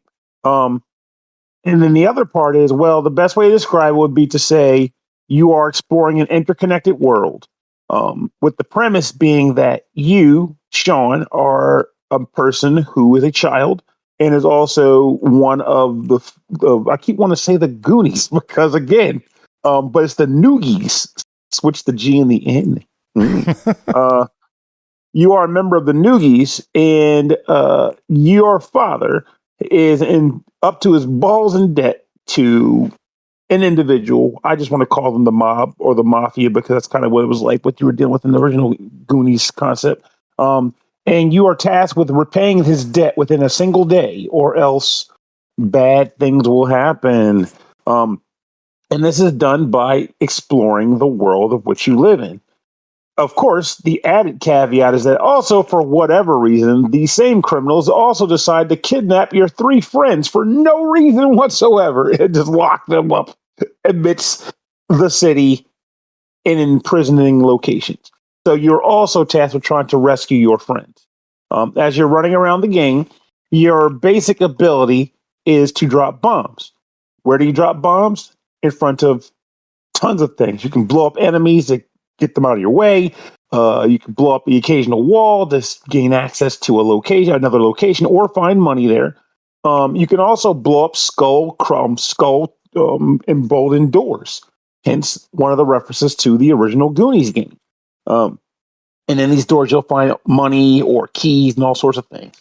Of course, the main goal is to find all the money you can because your debt is large and you can take all the funds you can get. You can also jump and pretty much run back and forth. That's your basic kit of abilities you got. However, you'll occasionally come across items in the exploration phase that will give you access to other places like poisonous zones, or the ability to avoid getting damaged by water, that kind of thing. But as you explore the world, you'll also eventually come across your friends. And when you find your friends, they become a part of the crew because good friends help their friend pay off massive amounts of debt inflicted upon them by their irresponsible parents. At this point, you can switch between those friends with the toggle of a button, and they come with their own abilities and I guess also maneuver abilities. Like, for example, the earliest character, he has a melee attack. That's his main thing. So no more bombs for him. But of course, the other thing, which can be both good and bad depending on the circumstances, that he's also the game's version of Chunk. So he can't jump as high as Sean. But that just means if you have a scenario where you want to be able to jump low intentionally, you'll want to use him instead of Sean. As you explore the world, you'll come across your friends. I'll start with that. Because in addition to trying to find the money to pay off your dad's debt, you also want to rescue your friends who they have kidnapped. Eventually, you'll come across them, and at the press of a button, you can switch between them at will. And each of those friends controls a little bit differently, and they also have their own ability to make world traversal more accessible. To give you an example, your first friend, who's pretty much a carbon copy of Chunk from the Goonies, his name is Foodie. His traits is that he's the big guy of the group. So he can pretty much do a melee strike and damage enemies directly, and also sometimes destroy large objects and push them. But the trade-off in that sense, in a good way or bad way, depending on the circumstances, is that he is heavier than Sean, so he does not jump as high as him. But if you're in a situation where you want to have a low jump, maybe to avoid some spikes in the ceiling or a low ceiling to bump and hit the ground, well, then you'll be glad you got him. So you'll be switching between them at will to best progress through levels and hopefully make the best of it. The penalty for death in this game is minor, but still annoying enough that someone like me saves scum like crazy, in that if you die, you lose 3 minutes on the clock. You respawn back at the last place you saved the game, and you continue onward. So, save often, though thankfully they are pretty generous on save points, and don't worry about that. But again, I get a little panicky when the game tells me you have X amount of time within the game to accomplish your goal. So generally, when I die, if I can't justify the death, I'm starting over. But otherwise, they're fine.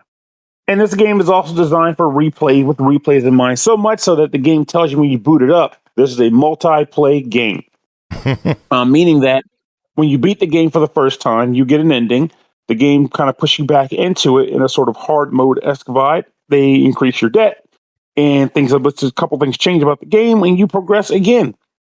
There's more endings you can unlock, and just more of the game to experience. And frankly, I think the game is pretty cool. Doubly so because some people think this is a bad thing to say, but I don't think so. This is that game, another one of those games where I heard about it, I stumbled across it on Steam, and I was like, doesn't really think it's going to be a thing I want moving forward. And then I got to play it, and I changed my mind. The game is actually very good.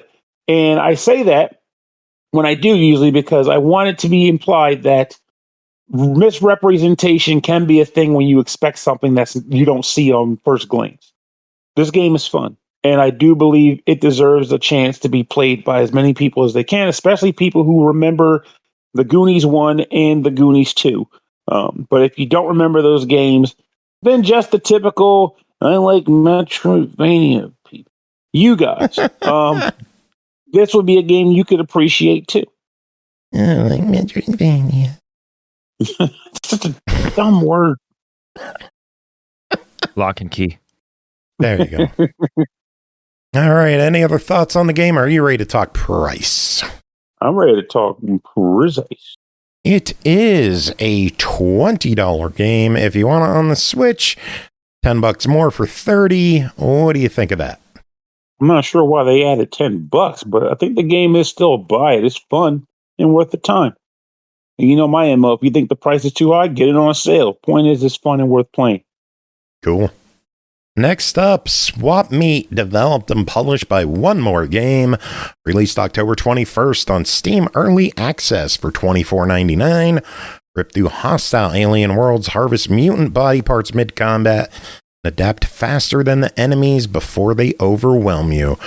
Every alien you harvest gives you new body parts with unique powers, triple jump legs, turret dropping torsos, grenade launching turkey heads. Andy, can you explain that? Well, I mean, as usual, you pretty much just described the whole game. I need to play more complicated games, I think. No, so SWAPMEAT drops you pretty much headfirst into a meat grinder on this one, dude. Got intense third-person shooter action, full of hostile alien worlds, and a variety of enemies really only a mother could love. So, it is as you said, a co-op action shooter for up to 4 players. It can easily be played with, by yourself, but it's definitely more fun with friends. Features some level up roguelite elements along with permanent upgrades to your character that allow you to manipulate elements in the environment as you play through multiple times, because you will be playing through multiple times. It also has a variety of guns, abilities, and a whole lot of body parts. So in the game, as a member of the Meat Mega Corporation, Rangus Meats, which is led by Carl Rangus himself, who is basically a head in a jar that gives off kind of a Texas Rancher meets Futurama vibe, if you catch my drift. It's your job as an employee to drop into these hostile environments. You're locating essentially a giant meat cube, or a meat core, as they like to call it sometimes. Harvest them for further research back in your cozy little space station.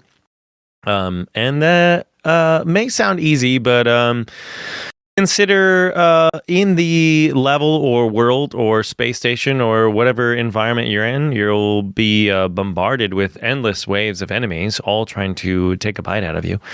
But lucky for you, you have the uncanny ability to swap out body parts for new and sometimes even better or stronger ones, which, Joe, brings us back around to the title of the game, SWAPMEAT. Woo! Cheer. Like magic. You'll also be armed with 2 interchangeable guns, a spatula melee weapon, a dash move, and a head, as you are in the basic loadout, a head that doubles as a grenade. Enemies themselves are basically any and all kinds of like freaky combinations of blob, spike, flying, muscular, alien monstrosities. Killing these enemies will drop experience for level ups, such as increased firing speed, larger magazines, more health for you or your body parts, because your body parts each have their own health as well. Kind of fun. Yeah, so as you switch out body parts, you're able to switch out and essentially like refill your health in that area. More on that in a second. But you can also get crit damage increase. Pretty much all the classic stats you would find in a kind of roguelike shooter, you know? Anything that increases your fire rate, magazine side, speed, you know, kind of stuff. But the enemies, as I kind of mentioned, will also drop body parts that you can use to essentially upgrade and swap out your playstyle. And so you have three options. You have the legs, the torso, and head. And as I mentioned before, a set of health for each body part, along with a new stat or ability. So you could swap out your regular meat legs for spidery legs that let you move faster, or you could get large legs. They give you extra jumps. You could say swap out a torso for a stronger one that's more resistant to enemy fire or elements, or maybe even gives you a shield ability, and a head that may or may not fire turrets, as you mentioned in the intro, a turkey turret, or I picked up a couple that may or may not be close to triggering some Twitch terms of service, but oh god, yeah. But each alien kind of has its own unique body part that it will drop. There we go. And with the game featuring, it said thousands of different combinations too, which I believe. There's lots of enemies in this one. But between the new body parts and roguelite upgrades, the game is constantly changing to give the player a new experience, as most roguelites do. But in general, it kind of follows a pretty standard level-to-level progression.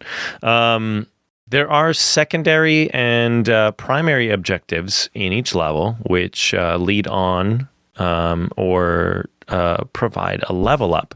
And then after completing the primary objective in each world, which could be anything like destroying alien eggs, fighting a boss. I ran into a couple of meat bosses. I ran into one or two shark bosses. You could maybe rescue some hostage Rangus employees, or beat an onslaught of enemies and other crazy bosses too. Once you complete all the primary objectives, it'll kind of signal you to harvest the meat cube, which provides another challenge. While you're trying to harvest the meat cube, you're fighting off even more waves of enemies, and generally massive boss type enemies as well too. Once you do that, you'll try to transport your ass out of there if you can. Then you'll be dropped onto a new planet full of even more hostile enemies and fun objectives. And if you want to stop at any time, you can always return to the ship, so you don't feel like you're stuck. The game is very colorful and bright, and the soundtrack is kind of like a bouncy synth almost, you know, giving off really like fun vibes amidst all the chaos. The game is still in early access, and I'm kind of interested to see where it goes with the early access treatment. I tried to find like a maybe a roadmap for it as well too, but I could not. So I'm wondering what the developers have planned. Well, they say they plan to include a full campaign, more items and enemies, expanded meta progression systems, and support for Steam services like achievements, languages, fun stuff like that. Early access is about expanding and tuning those systems by engaging with our players as we lock our foundation into its complete vision, shaped by their input. and lots of balance improvements. Well, there we go. Perfect. Yeah, that's exactly what I was looking for, but I couldn't find they're it for some planning to be in early access until sometime next year. They just say sometime in 2026. So well, yeah, I mean, that's great. I mean, so far it plays really well. There's some really nice, I would say, like really nice kind of quality of life features to it as well. You kind of for a game like this, you're doing a lot of running around, and it's kind of bouncy, you know, and you're shooting stuff all the time that's moving around you at all times. And so it has almost kind of a sub lock-on feature. You know, if you're like close enough to an enemy, like as you're aiming at it, it'll like lock onto it. So that helps. Lots of cool elemental vibes to it. I mean, I kind of got some Risk of Rain 2 vibes. If you've ever played the Savage Planet games, it kind of felt like that a little bit as well too. Maybe in just like Very style nice. and like color too. Both of those are banger games, you know. So I think though it might need like maybe some alternate paths, like the way the game kind of plays is you complete all the objectives on one planet, and then it's like, all right, now we're going to this one. It might be kind of fun to have more options in that sense of like, well, maybe I want to go over here and do this instead, you know, because like I said, it kind of follows a pretty like standard level to level progression right now, and then your main objective is to complete a few things and then harvest the meat. So different worlds, maybe alternate play styles as well too, like a endless mode or something like that, you know, just killing enemies and leveling up. But I think it's got lots of potential where it's at right now. I enjoyed it. So very good. Well, as it is in early access, I guess the verdict comes down to, should people wish list it? Should they follow it? Should they ignore it? Or should they jump in at $25? I don't know if the game itself is going to go up in price. Hopefully it doesn't, because no price increase from early access to launch. Early access players really found early exclusive Founders Edition rewards that won't be available after full release. Gotcha. So I mean, goodies. At $25, I mean, yeah, I would pay anywhere between 20 and 25 for this one for sure. And yeah, if it improves a little bit, I feel like a game like this though, right now where it is gonna provide, you know, anywhere between 5 to 10 hours of like solo or co-op fun. And then you kind of move on from there, if that makes sense. So I would say probably wishlist it, follow it, and you know, pick it up if you're looking for a game to play between you and your buddies. But yeah, I hope there's more added to it as well too, more level progression and things like that, because it is a really fun time. I like all the I like a lot of things about this too. I mean, it plays really nicely. It's smooth, and being able to kind of change your character on the fly is fun as well. Very good.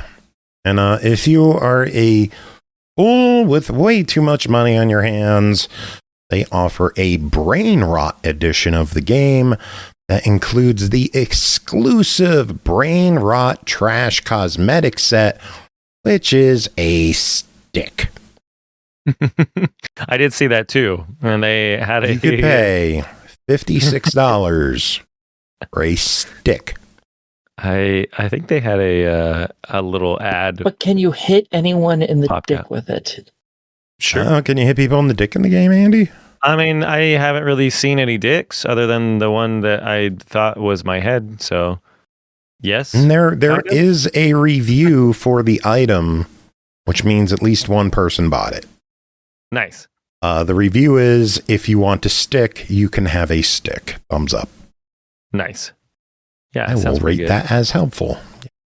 All right, moving on. Next game, 1000 Cross Resist, developed by Sunset Visitor, published by Fellow Traveler, released November 4th on Series X and S and Xbox PC, as well as the PS5 for $19.99.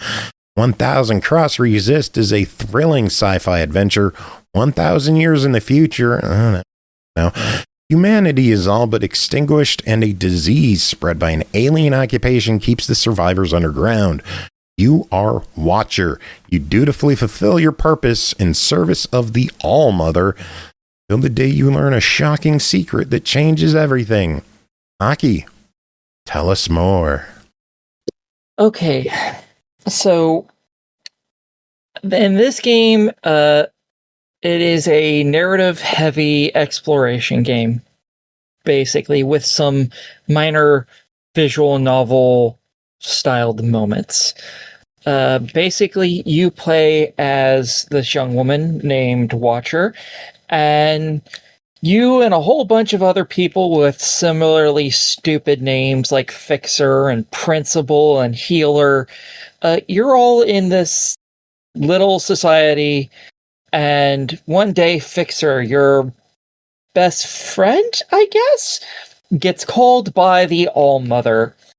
And this basically means that their little utopia that they can't get the fuck out of suddenly gets a train in.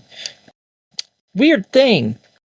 You and Fixer in the past, when you were younger, ran along the tracks, and it just went in a circle. There was no way out of this place. No trains either. Now, but every time someone is called, a train appears and takes them to the All-Mother, and they're never seen or heard from again. So, everything bodes real fucking well here, yeah? You all praise the All-Mother, which ends up, as you quickly find out on the day of your communion, because everything in this is highly religious, is that you're all clones. Every last one of you. You're all clones, and the clones are raised to fulfill a specific function. When they succeed at that when they succeed through all their training and they're like the best of the best, they get the name of that function. Fixer, fixed shit. You watch things. Why your function is, I have eyeballs, so I must see, is beyond me, but hey, it doesn't matter. I don't get those names. Yeah. Turns out there's also a whole fuck ton of you. The beginning of the game only implies there's a handful of you. Now, later on, you get to see there's an entire society of a bunch of people who have no names because they're still trying to figure out what their task is going to end up being. And there's only like 6 tasks. So everyone who's a Watcher gets the name Watcher. Because, that's not going to get fucking confusing at all. Confused. Exactly. Yeah, so am I. It's fine. It doesn't get any less confusing. So you're called for your communion, which allows you to obtain information of the past, more or less. It turns out all of you are clones from a young woman named Iris, and she happens to be who everyone calls the All-Mother because she is the mother of all the clones and the last person alive.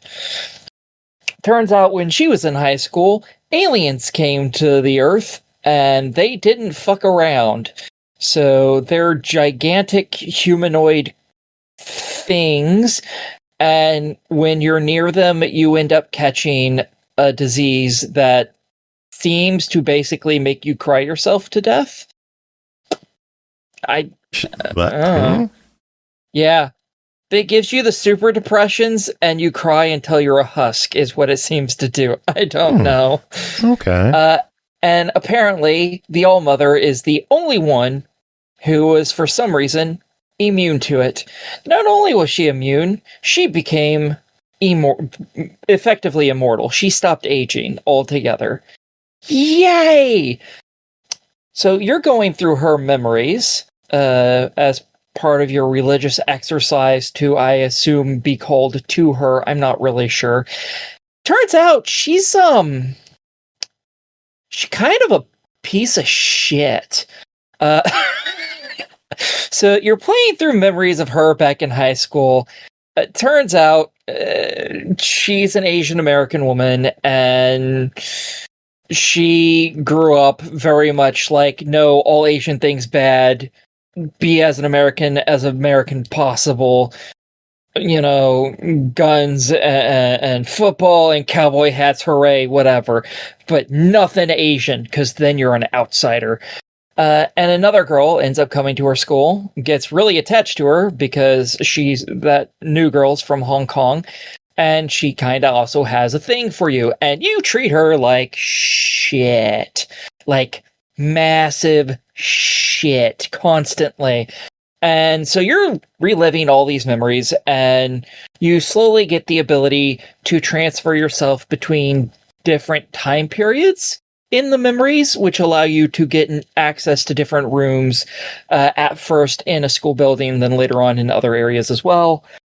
And basically you're just shifting time in order to get into different areas to find new things to interact with, because sometimes there's like posters or beds or something like that, and your character's like, oh, I feel this energy from this, or whatever. Or one point she asked what a tampon machine was, because apparently the clones don't have a time of month.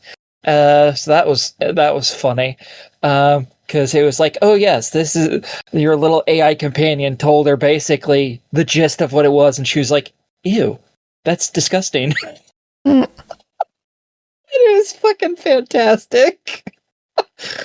And yeah, so you get to switch between the different time periods, which allows you to get into rooms as well as interact with different people in the past memories, which you do for an achievement.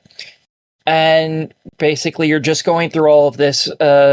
In the first area, you're trying to find all of the different versions of Zhao, which is the young girl that that Iris treated like fucking trash all of high school.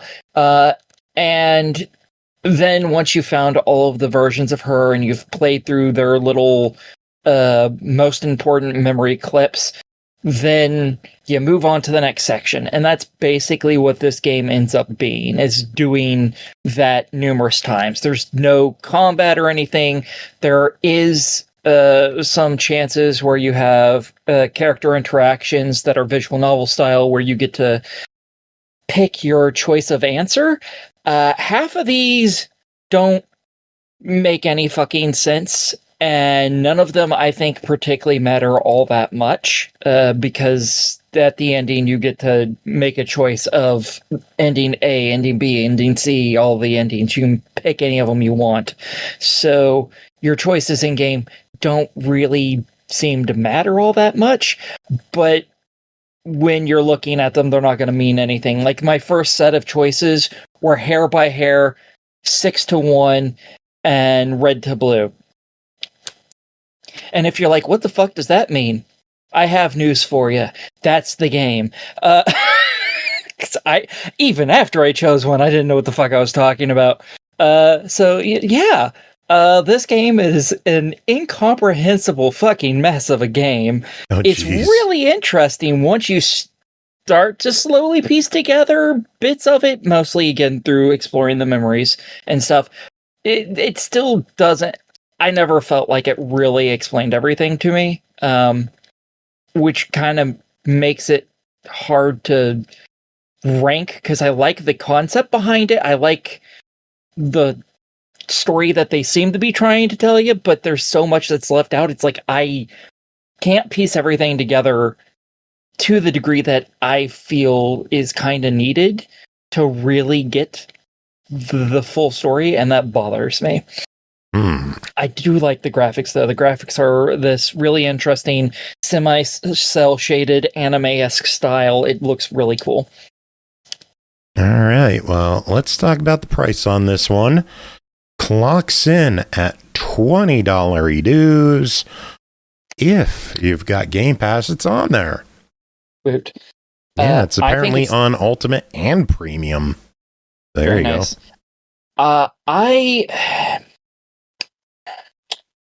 I have this on Steam and Xbox. I like it. However, If you don't like really experimental, weird fucking games, you're probably not going to end up being into this. If you like to be like, hey, this is a weird fucking thing, let's do it, totally a game for you. Everyone else, very hard to recommend it just because it is so fucking complex and requires so much thought that unless you're like, I want to sit and analyze every 5 seconds of this game, you're not going to have a good time, I don't think. Because that's the level of thought you kind of need to put into this. I know a few people that, like, that aspect is what's going to make them want this game. And everyone else I know would, if I suggested this to them, they'd probably slap me in the face. So... Well, if you do decide to play it, as the store page says, your role is unique. Next game to talk about, Faith, the Unholy Trinity, developed by Airdorf Games. Great name. Published by New Blood Interactive, released October 24th on Series X and S for $14.99. On September 21st, 1986, I was a child and I was happy. Oh, wait, there's a game here. On September 21st, 1986, 2 priests arrived at the Martin family home in rural Connecticut to investigate an apparent case of demonic possession. Way different than childhood.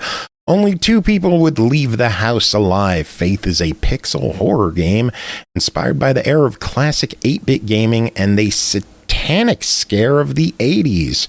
Remember, kids, D&D will make you worship the devil. Use your holy crucifix to perform exorcisms, fight back against possessed cultists, and cleanse haunted objects. Discover a world of dread, isolation, and mysteries. You explore haunted forests, abandoned churches, and the inner sanctums of a satanic cult. Horror Acolyte, tell us about Faith. It sounds happy. Oh, yes. Oh, so happy. Faith Unholy Trinity is a retro-style horror adventure game with a visual style reminiscent of something made during the 8-bit era, somewhere between the Atari and the Nintendo, leaning a bit closer towards the Atari generation. The game is divided into 3 chapters, which is kind of funny because the last New Blood game I just reviewed was also divided into 3 chapters. But yeah.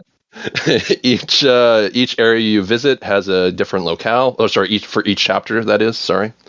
The first chapter, which is set in 1987, you play as John Ward, a priest who sets out to revisit the house of the Martin family, a home he had visited 1 year earlier with Father Allred in order to perform an exorcism on a young girl in the family named Amy.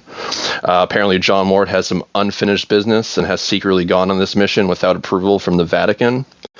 So you play the majority of the game as John, who appears on the screen as this slightly bulkier stickman figure, all in blue, except for this one little white pixel that stands out for your collar on your neck.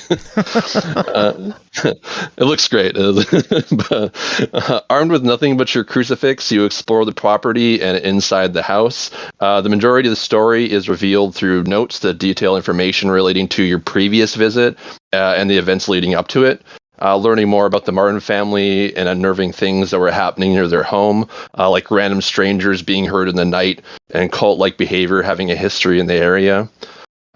These notes are scattered throughout the property, like classic retro adventure games. You have to move to the edge of the screens to reveal new portions of the map. There'll be some items like trees or gravestones that you'll need to use your crucifix on to bless or remove an evil from in order to acquire new notes.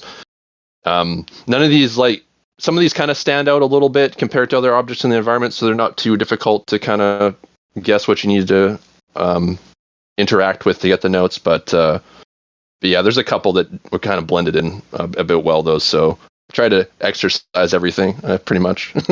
Just keep the cross out. You are not alone. Occasionally there are enemies that will try and attack you. For example, in the first chapter, you got this larger creature that will quickly scurry across the screen, beelining it straight for you.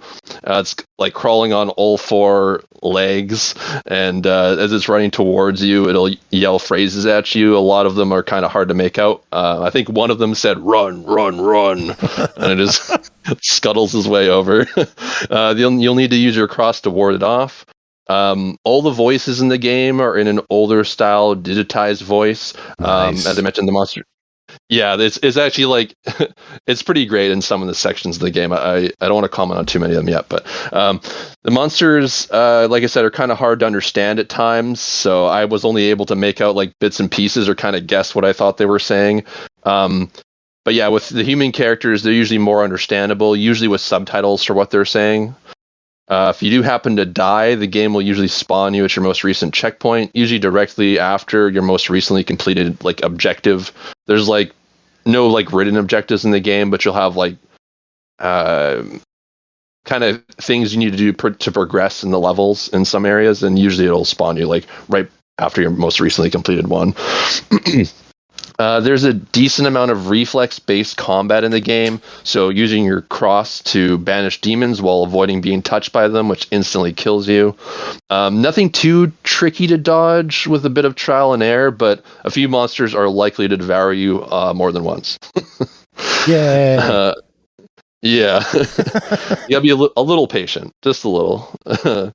Especially since your character moves quite slow. Some puzzles, there's a good variety of puzzles to solve. I wouldn't say too many. I'll comment a bit more on that later.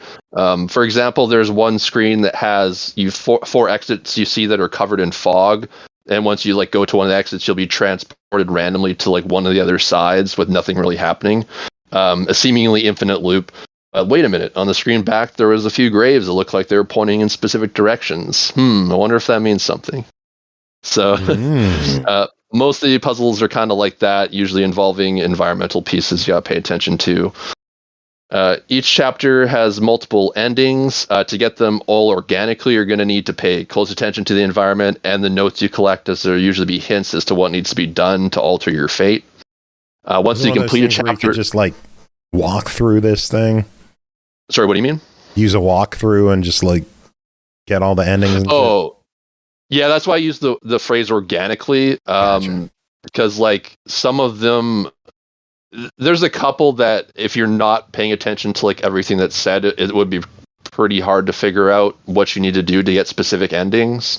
The first chapter has like pretty basic iterations of the endings. Like it's a really small, subtle thing you need to do multiple different times to trigger the ending, and that one wasn't really hinted at too much as to what needed to be done. But like the second chapter, for example, in the notes it'll kind of explain specific objectives you need to do or things you need to do to trigger like the not secret ending necessarily, but one of the different endings. One of them will be pretty hard to get, like if you didn't know what you were looking for. I ended up having to use a guide for one of them. That makes sense. But yeah, if you use a guide though, it's like, yeah, it's really easy to follow. There's a few guides available online for that too. So once you complete a chapter with any of the endings, you usually unlock additional game modes or content. For example, after completing the first chapter, you get a flashlight mode, which is exactly the same, but everything is shrouded in darkness now, and you have to use a flashlight to see what's directly in front of you. Is it like a haunted house in Atari where you just have like that glowing bubble around you? So actually, it's funny you said that, because with the flashlight mode, you only can see what's like directly in front of the direction you're facing. But then there's another mode called lantern mode, which is only like a little circle around you. Okay. So it's like an even smaller light source. That'd be more akin to that haunted house. Nice. Yeah. Usually on those two modes, it makes avoiding the enemies a fair bit more challenging, which is kind of nice. Then once all the endings are achieved for any of the chapters, for each specific chapter, you unlock a turbo mode for that chapter. So that allows you to play the chapter at 2 times speed. Apparently that makes some of the achievements potentially a little buggy though, so be warned about that potentially. Then there's also on top of the some additional gameplay elements, there's also borders you can unlock, because there'll be borders on the sides of your screen you can have that will display art pieces kind of thematic to the game, or you can choose to use widescreen if you want to play the game full widescreen, but I didn't think that looked as good personally. And on top of that, there's also different coloring effects you can get to alter the visuals for the game to make it a little bit more flashy, or if you want to tone it down a bit, you can turn it to grayscale. Yeah, so I don't want to. Yeah, I like that they had those options. I just played the game in like the basic one. You started on the aberration visuals, which I thought looked pretty solid. I don't want to spoil too much of the story for this, but it's actually pretty good. I was surprised. You're definitely going to want to seek out all the notes to get a better understanding of everything, especially if you want to go for the alternate endings. Suffice to say, after the first chapter, the game increases in difficulty just a bit. With John Ward trying to uncover more secrets about what exactly happened to Amy, her connection to local cult activity, with John questioning his sanity and his faith after all the horrific things he has seen unfold. For a game that tries to keep its style as retro as possible, it does an exceptional job of being creepy. You never know when a demon or cultist will come out of the shadows, adding a fair bit of tension to the game. There are a good number of shorter cutscenes. I call them cutscenes, but they're kind of like small visual cutscenes, I guess. They use an almost like rotoscope style of animation, which is like drawing over live action visuals with an animated style. Yeah, that's really cool. I'm checking out the screenshots. Yeah, but the sequences in the game, I'd say, are slightly different than the traditional rotoscope method, I think. Some of them look more like they are following that method than others. But yeah, these scenes, along with the story, are definitely the highlight of the game for me, at least. Usually containing like pretty uncomfortable imagery, like introducing you to some of the demonic forces that are attacking you, or seeing a cultist gleefully stabbing you over and over before a death screen. That one was pretty. That makes me want to ask, for being an 8-bit-ish, low-tech, visual-looking game with a T rating, so it's not an M rating with blood everywhere.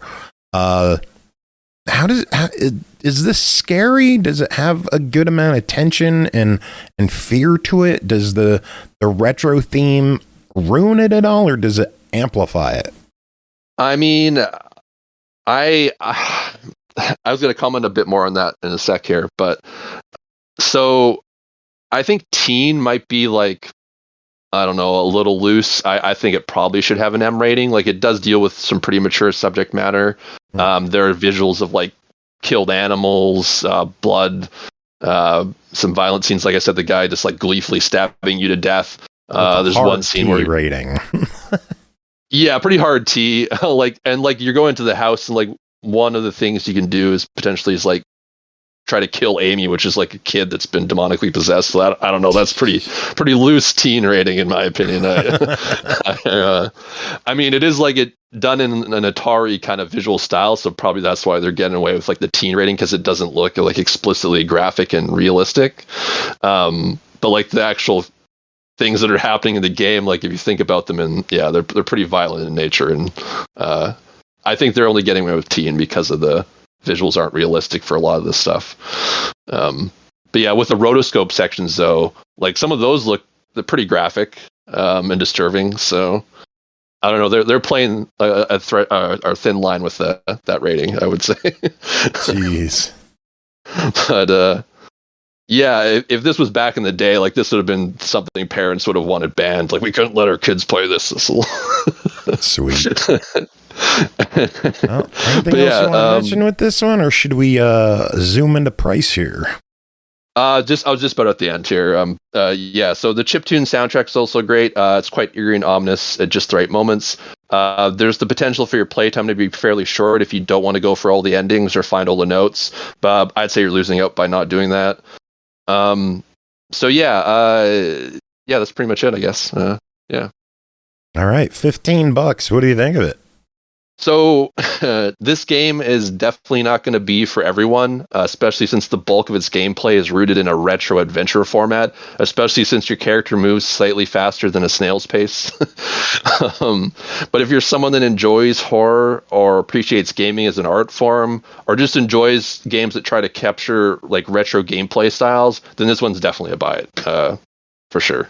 Very good. All right, next up, Onirism, developed by Crimson Tales, published by Shoreline Games. It released October 23rd on Steam for $17.99. Dive into the dreamy world of Criaria and Onirism.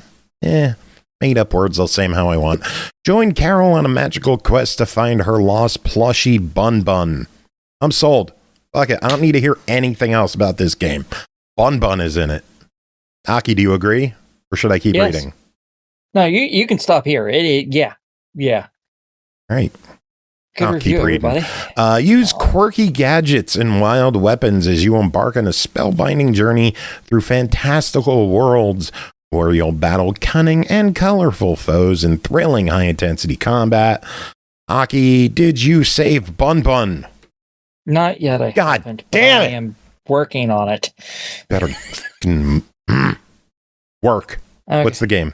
So, in this game, you play as a little girl named Carol, and she's asleep at home one night, and a portal opens up in her room, and some sneaky little plush thief bastard has come in and stolen your Bun Bun.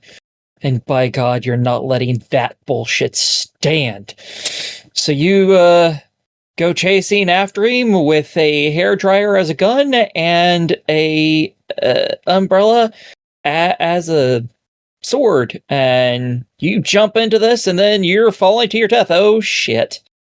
Oh yeah, umbrella, and there we go. Nice floaty, folly to the ground. Nice. And it turns out that this world is run and controlled more or less by sentient plushies. And it is currently under attack by wild beast and robot things. And yeah, you go around and you beat the shit out of basically everything that moves. Yay, beating the fuck out of things. Yeah, this game is meant to be a third-person shooter. However, only your hairdryer has infinite ammo, and it basically has to charge up. So you'll use your clip and then it recharges that ammo while you're not using it. And it's also much weaker. Every other gun has limited ammo, and that limit is very low, and it's kind of irritating. So it's supposed to be a third-person shooter. I ran out of ammunition and didn't have ammo for my guns for enough of it that it's basically a melee game, and it does not melee very well, So sadly. ammo is not your friend in this? No, not at all. Maybe in later levels it will be, but at the beginning you get a couple weapons and you're out of ammo so regularly because it just throws enemy after enemy at you the whole time. Everywhere you go, there's like a half a dozen to a dozen enemies, and you have to wipe them off the face of the planet. And Did you know there's more than 300 unique enemies in the game? I can hate you. Unique. No, I did not. I'm getting to it. No, I did not know that. Echo, that's not a separate one, Aki. Calm your butthole down. There's also over 300 unique weapons and gadgets in the game. I knew you were going to do that. Also 20 unique levels over 10 chapters. Oh my god. Each packed with secrets, puzzles, and bizarre creatures. Levels. We got in the second one. You already gave me 3. Quit it. Keep talking about the game, Aki. Come on. You got shit to do. So, fuck you. So yeah, the game isn't exactly a cakewalk. Thankfully, your health does return every time you get a checkpoint, and checkpoints are pretty plentiful and fairly close together. Basically, a checkpoint is just a standing light that's next to some stained glass flooring, I guess is what it's supposed to be. And when you step on it, it lights up, and then your character gets all her health, and she's super happy. Woohoo. And yeah, you're not probably going to get this for the gameplay, because as I said, it's a first-person shooter, or a third-person shooter, and there's not enough ammo, and the melee combat is kind of meh. But there's costumes, 200 costumes in the game, from space suits to wacky hats. Is there fun stuff in here? Yes. The reason why you'll get this is because you want to dress up the main character, and the main character, Carol, is absolutely amazing. She is the best. Like, you come across a plush, one of the first ones you meet in the game, and there's these two giant... You meet. I will hit you so hard. there's these two giant Battletoad styled frog characters carrying maces threatening this plushie, and she's like, if there's one thing in this world that I don't stand by, it's bullies. And I was thinking of hurting you anyways. And she goes and fights them. And then immediately after that, the plushie's like, hey, yeah, could you help? She immediately cuts him off like, no. You said if there's one thing I can't stand. It reminds me of this. I'm sorry, I'm going off topic for a second. There's an old wrestling bit where Stone Cold Steve Austin, after a show, would like talk with the audience. He would ask people their job. It's like, if there's one thing I can't stand, it's construction workers who are lazy. Blah, blah, blah. What about you? I work in office. If there's one thing I can't stand, it's office workers and their pencils. Blah, blah, blah. What about you? What do you do? I'm a pediatrician. If there's one thing. Fair. Like you didn't know how to handle that one. Like shit. That's a good bit. Children. Upon saving this plushie, it tries to rope her into getting an item key for the gate back for it, and she immediately cuts him off. She's like, no. I am here to save Bun Bun from the hands of an evil thief. And now he has a head start. I gotta go. Like, she ain't gonna put up with anyone's shit, and she's also isn't really here to help people either. She's just like, I am here to get what's mine, and anyone in between me and that is going down. She is one of the best main characters I've seen in a while, just because she's just so all over the place all the time. She's like, fuck you guys, and I just saved you, but fuck you too. It's great. Oh, Lord. Well, should we talk price on this one? Yeah. It is an $18 game, $17.99, and you gotta find a plushie. Verdict. I'm so for this. I think you're really gonna like it. You're not gonna be in it necessarily for the gameplay, but the story's fun, the characters are fun. I think it's totally worth getting. Cool beans. On a scale of 1 to 10, how unique is it? I will hit you. That's how it is. Let's do another damn one now. People. Next game, MotionRec, developed by HANDSUM, published by PLAYISM. Released October 27th on Steam for $9.99. MotionRec is a recording-based puzzle action game built around the concept of recording and playback. Use this ability to guide Rec, the civilization recording robot, through a devastated world. Pernell, what is MotionRec? MotionRec's a joy. Can I just say the premise of this sounds really unique? Because it is. I swear to your God, Joe, I will fucking punch you into the sun. Don't have one. Pernell, what is? Well, you may have to find a unique way to get to them to do that with the airlines being so tied up. So unique. This is my own personal hell. Thank you. It's okay. I'm evil. I fucking agree. So talk about MotionRec. So this will be a short review, not for anything bad, just because the nature of the product. MotionRec, you play as a robot who can do one thing and one thing only. Well, okay, two things, because he can also jump. Okay, three things. He can also walk. He can walk, he can jump, but he can also record his actions and then play them back. That seems pretty stupid on the surface, but what does it actually mean in the premise of the game? Well, let's say, for example, I see a gap or chasm I need to cross. I can't jump that far. This is impossible.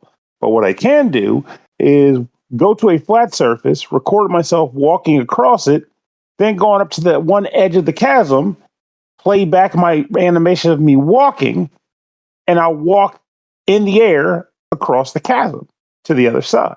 Stop the playback, I end where I left off, and boom, I'm on the other side. This game is similar to another game I reviewed for this show and one that I did not. The game's being called Electhead, and also another one called Ooh.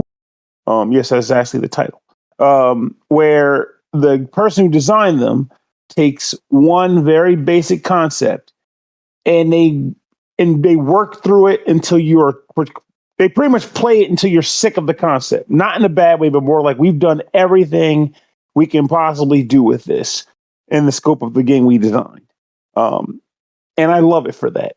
It basically makes it so that you can focus more on the puzzle and less on the mechanics. That is not to say that the game doesn't throw little curveballs at you here and there, because every few zones or so, the game will give you another little thing to play with. Like maybe this room, we're playing with the idea of you having to hit nodes in sequence, but those nodes have to be hit while in playback mode. You can't just walk through them. So now you got to figure out, how do I record the sequence properly, given the layout of the stage I'm on, and then play it back so that I hit all those nodes and open the door. I'm looking at the store page, and they have like GIFs of solutions on some of like, this is how you play. This is breaking my brain. Like, this looks crazy. And that's the thing. So if anybody heard him say that and go, oh God, that sounds complicated, it's really not. They do a good job of intuitively breaking you into the concept of how this game is meant to perform. There are a couple of scenarios where they might give you a bit of an extra difficult puzzle for something optional. But for the most part, I feel as though the game is very generous in regards to like, hey, teach by showing. So they might show you like a carousel, and you're like, okay, there's a thing right next to the carousel that indicates I might want to record myself doing a thing. Okay, that's cool. So it helps ease you into the puzzles and then lets you kind of go and do your own thing using the concepts you've learned. So good learning curve on it. That is very good to hear. Yes, it is. That's make or break in a puzzle game like this. If you play a puzzle game in the first 5 levels, you get frustrated. Like, how many A-fills have we had like that, Aki, where we're just in the beginning and we're like, you know what? I don't want to do this. A lot, actually. I would say, in addition to what you guys are talking about, another thing I would say might lend to your appreciation of this more is that, at least from what I've experienced, there have been no real platform perfect scenarios. So I didn't have to be, oh man, at the time this just right, get in there. It's more like, hey, it's more about the knowledge of doing the thing as opposed to like the intricacies of the execution. You don't have to worry about getting your timing just right. So if you're the type that's like, I like to play my games without worrying about how dexterous I am, well, there you go. You don't have to really be dexterous in this game. It's all about execution. And you're good for that. For the most part, I don't have much more to say about it. But what I will say, the finale to it, is that I love the game. I love Electhead. I love Ooh. And I love this. In fact, I'm getting to that point where I'm starting to find myself feeling like some of my favorite games that I want to play at this stage in my life are games like this. Give me a concept and beat the living crap out of it until I've done everything there is to do with it. That's what I want. And I want to feel like there's clever solutions. Like, wow, I can do the thing that I've been doing the whole game, but now use it to do this. Like, that's to me, that is the perfect puzzler. And I love games like this. Give me more of them. Very good. 3-person development team, a pixel artist, a developer, and a composer. That's it. There you go. It means it was easy to manage. It was like, okay, programmer, you good? I'm good. You good? Sound guy? I'm good. Like, you have to worry about combo. Okay, something neat that I noticed on the Steam page for this, I'm looking at the screenshots. They used a Nintendo controller, because they have ZL and ZR buttons in their screenshots. Those are Nintendo buttons. Well, that's got a Pro controller hooked up for that. $10 your verdict. Easy buy it recommendation. Get on this. Very good. Well, if you like that one, Pernell, you should... Oh, sorry. No, go ahead. If you got a recommendation, go for it. Oh, yeah. I was saying, if you like that one, but maybe more cinematic version, I would check out Node, The Last Favor of the Antari. It's another one where you have to like plan your moves and kind of like do trial and error to progress to the different sections, as opposed to like precision platforming. Yeah, Node. Yep. Yeah. The last favor of the Antari. I'm going to look for it on the Steam. Maybe it's on here. It is. It's $20. I'm looking it up. Developed and published by Lapsus Games, released August 28th on Steam for $19.99. Horror Acolyte, tell us about Node. Oh, it's recent too. He could technically tell us about Node. Hey, we didn't get a copy. We didn't get a copy. They don't get free ones. This show's long enough. We have too much other shit to do. Next game is BURA, The Way the Wind Blows, developed and published by Tiny Meow Studio, released October 27th on Steam for $14.99. Explore the beautiful Adriatic coast, roam among the spirits of Mediterranean old folk tales, live in the moment through your adventure. Strengthen the bond with your spirit companion and unlock unusual abilities to help you explore. Aki, are you happy they didn't use a different word there? Yes. Tell us about BURA. Okay, in this, you were playing as a young girl, and this is another exploration game. In this, you're immediately given a glider and told, "Hey, race me!" from your friend, I think Mia is her name, and you go around and you collect things around this little island where there's like a half a dozen-ish people. The things you are collecting ends up being large stones, golden acorns, pine cones, I don't know what the fuck they're supposed to be, and parts to a stone tablet, at least in this first level. The golden acorns / pine cones, whatever the fuck they are, you take and you throw them into wishing wells. And they give you upgrades. Why? I have no fucking clue. But you get upgrades like the ability to double jump, and eventually triple jump, and some other stuff as well. I don't remember anymore. But basically you need to get 1 for the first upgrade, 3, 5, and then I assume 7. I don't know. I never got the last upgrade for the first area. And that's the thing. First area. Once you leave, all of your upgrades are fucking gone. Yeah. And now you're in a new area at a different age as well. First area, you start off as a little kid, maybe 7, 8, I guess, possibly. I don't know. The second area, you're like at least in your teens. And yeah, it's and again, when you're in your teen areas, you're collecting basically the same things. And basically you're trying to bridge the gap between the spirit world and the standard world. No one else apparently can see spirits, but you can. To such a point that you didn't even realize, apparently, that there was a story that the two worlds were together and have been separated. Because I know before I heard the story in the game, I had walked across a whole bunch of things that were spirity. Namely, a bunch of what looked like giant beets that have arms and legs. I don't know what the hell they're supposed to be, but they're creepy as shit, and they're all over the place. It is what it is, folks. What can I say? But yeah, you use the stones to complete little stone pictures. Sometimes it's just like an arrow sign that points you in the direction of another one that you have to put another stone at, and then it points you at another one, so on and so forth. Until you either get to one that isn't an arrow, or get to a acorn pinecone thing.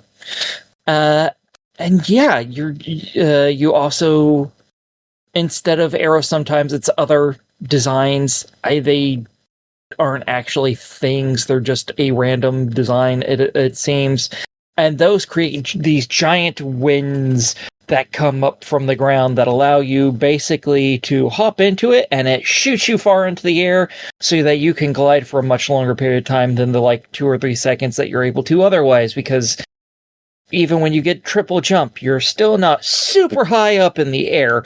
So, girl can't jump. It is what it is, folks. You know, it is what it is. And yeah, there isn't any fighting in this, realistically speaking. It's all just running around trying to catch spirits of different sorts and listening to people's woes, helping them out by going out and finding items that they want and hopefully bringing it back. Oh, and there's another collectible I forgot. There's also plants that you can collect. They're just like a cozy little adventure, explore kind of chill thing. Yeah, basically. Almost every achievement in this game is, oh, you've gone out and collected this many of X, Y, or Z item. That's what 90% of the achievements are. I think there was like one for collecting my first plant, collecting 5 plants, collecting 10 plants. Same for rocks, and rocks are infinite. So it's like, oh, okay, cool.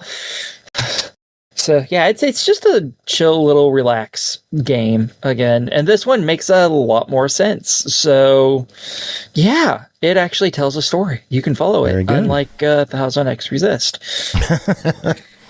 And this one shout you out let Bun down as well. What'd you say? I said in this one you didn't let Bun down as well.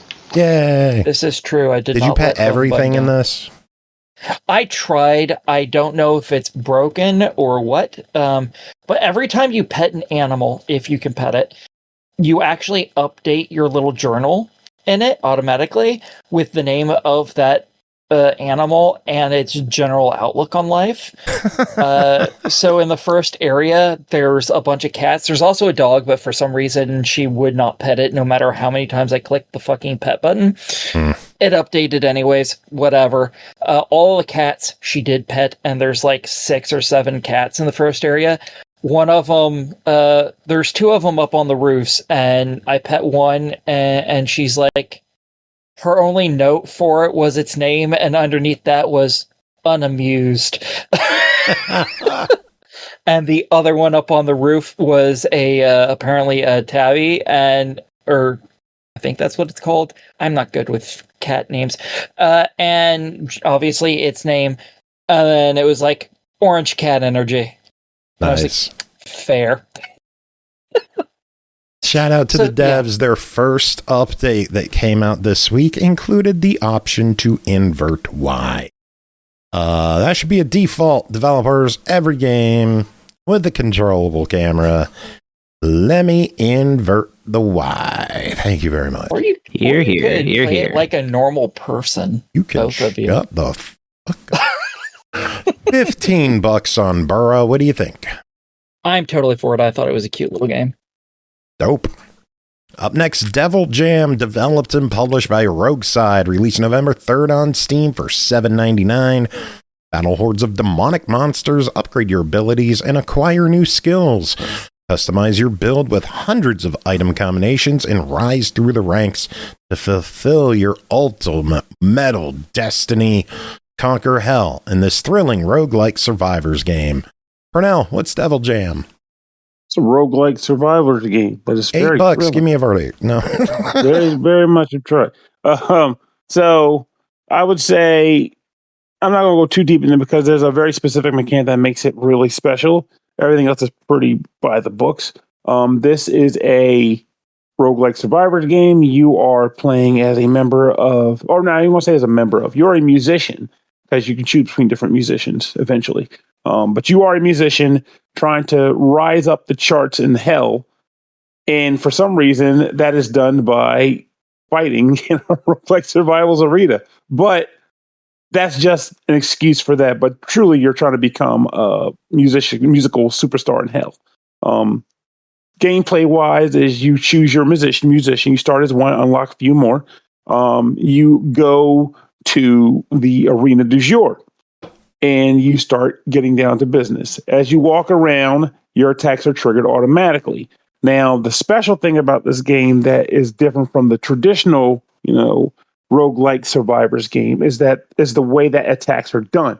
Because what they decided to do was they do attacks on a 4-beat based on a song play. So it goes 1, 2, 3, 4. and whatever pace it's going to be.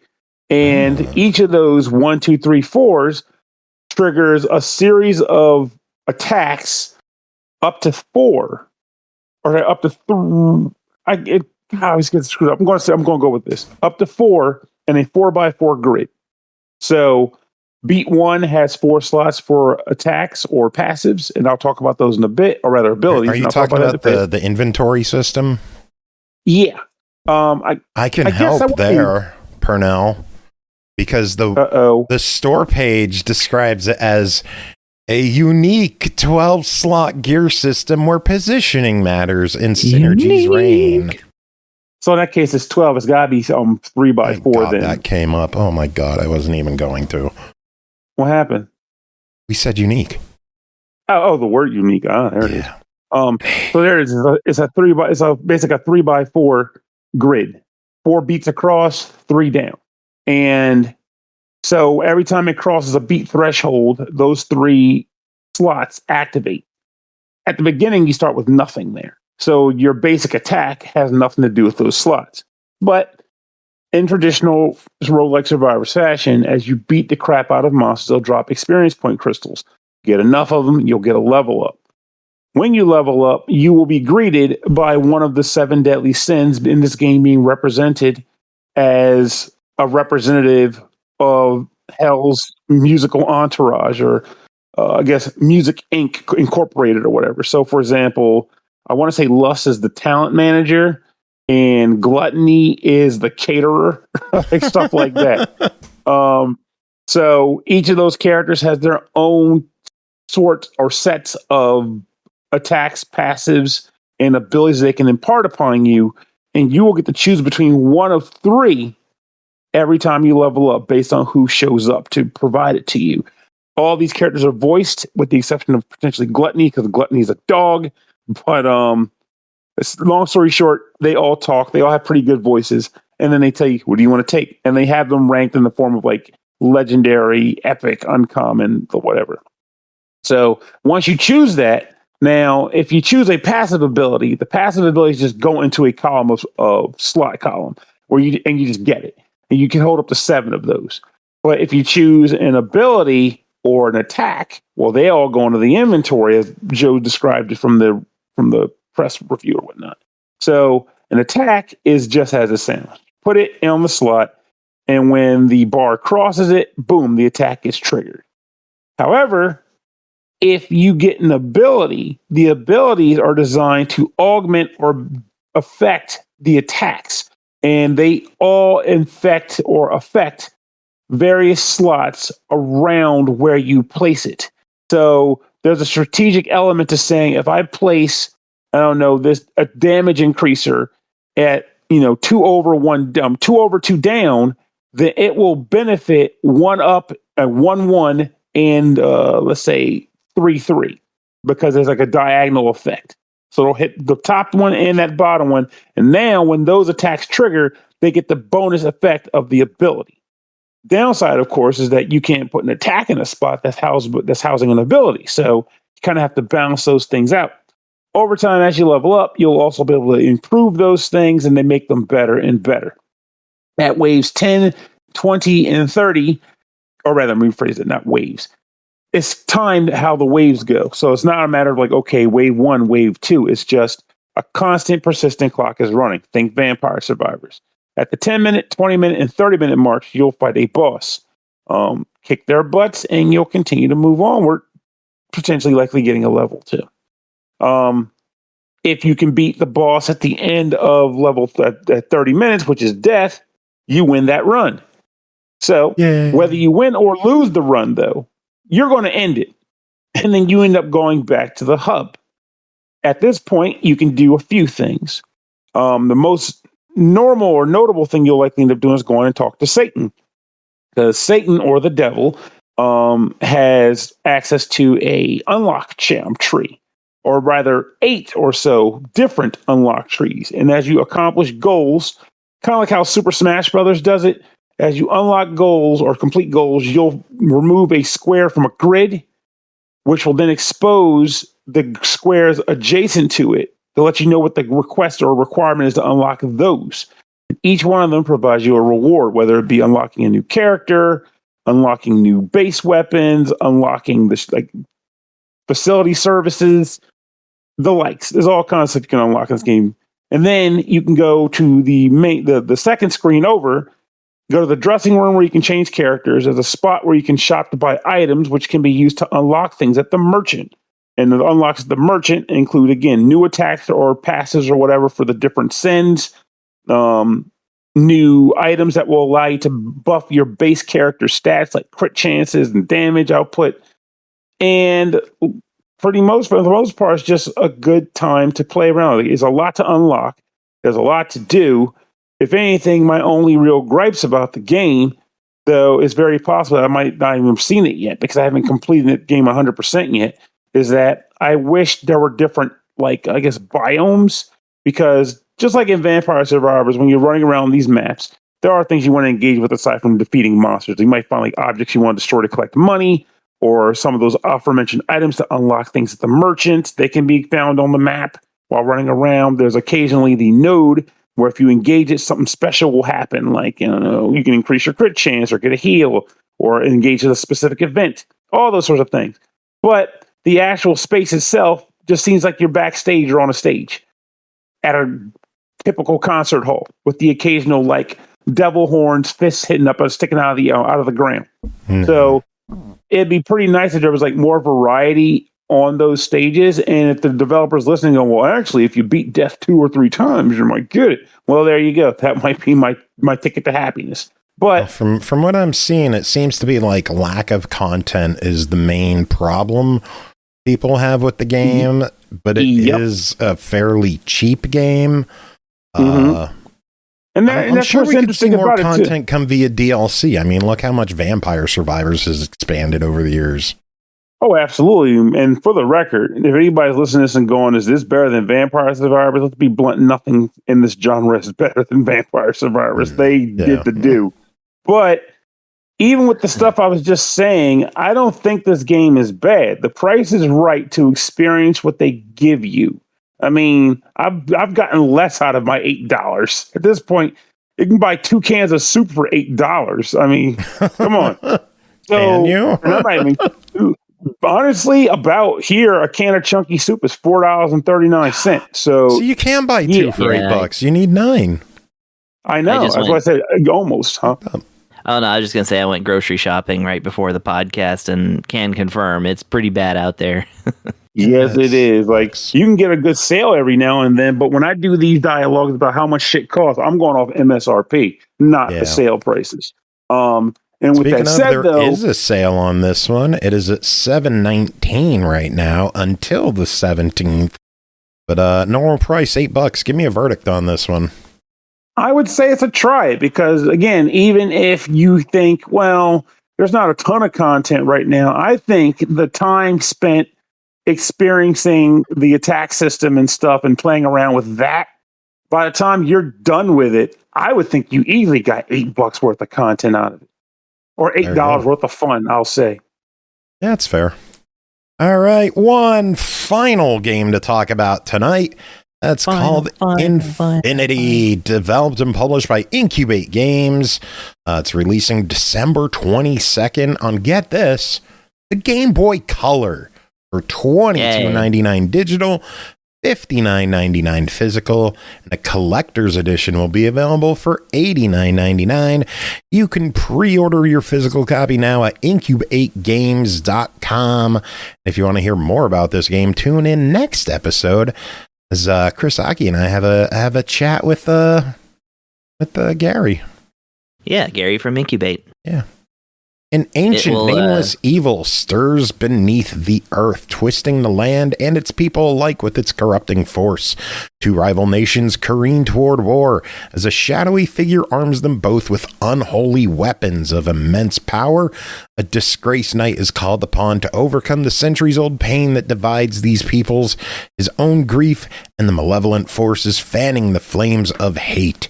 This epic tale frames a role-playing game with a unique tactical battle control system, 5 playable characters, a detailed world with over 30 explorable areas, and more than 100 items and beautiful 8-bit graphics, all to immerse you into the world of infinity, and all on a Game Boy Color cart. Chris, what is infinity? Wow.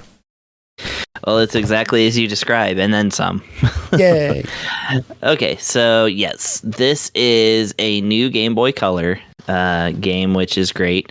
As you'll probably hear in the next episode if you listen, I got my portable start really on Game Boy Color because when I was a child in the late 80s, I did get a Game Boy thanks to my very generous grandmother, and but I only had Tetris and the Amazing Spider-Man for it for like the longest time. So it ended up getting sold in a garage sale. I can't remember if I even approved that or knew about it at the time or not. So, the original Game Boy didn't splash as hard for me as the Game Boy Color, which I picked up just to play the Nintendo remade version of Crystallis that had come out on it.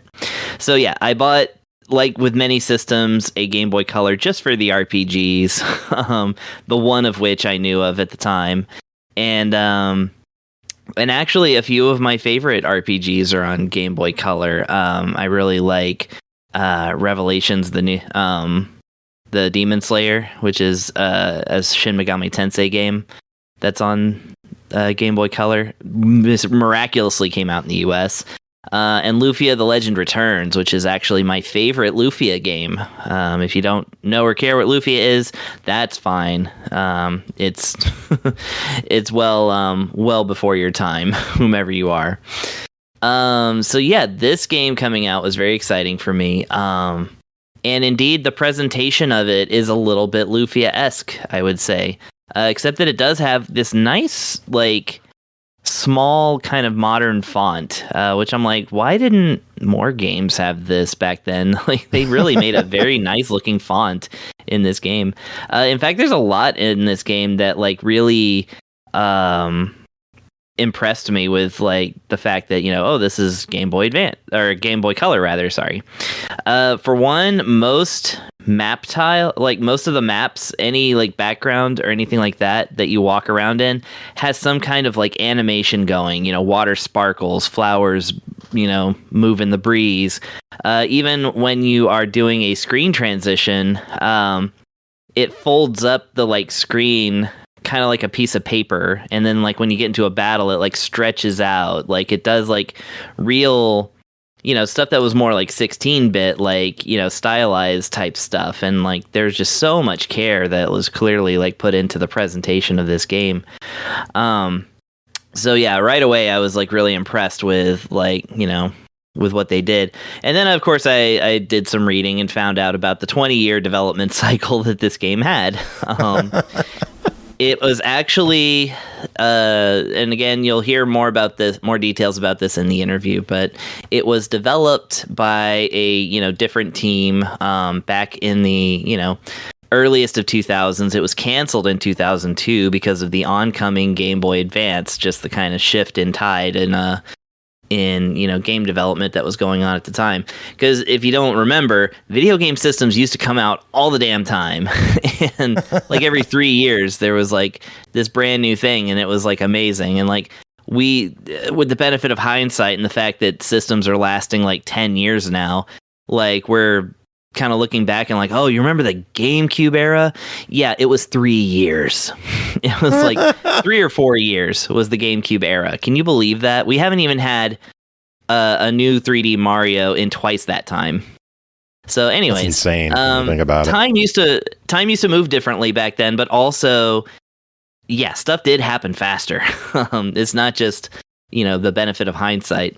Anywho's, the Game Boy Color, yeah, being a 1998 through 2002-ish system, only a 4-year span there. Yeah, they canceled this game that was coming out for it because they were working as fast as they could, but not fast enough.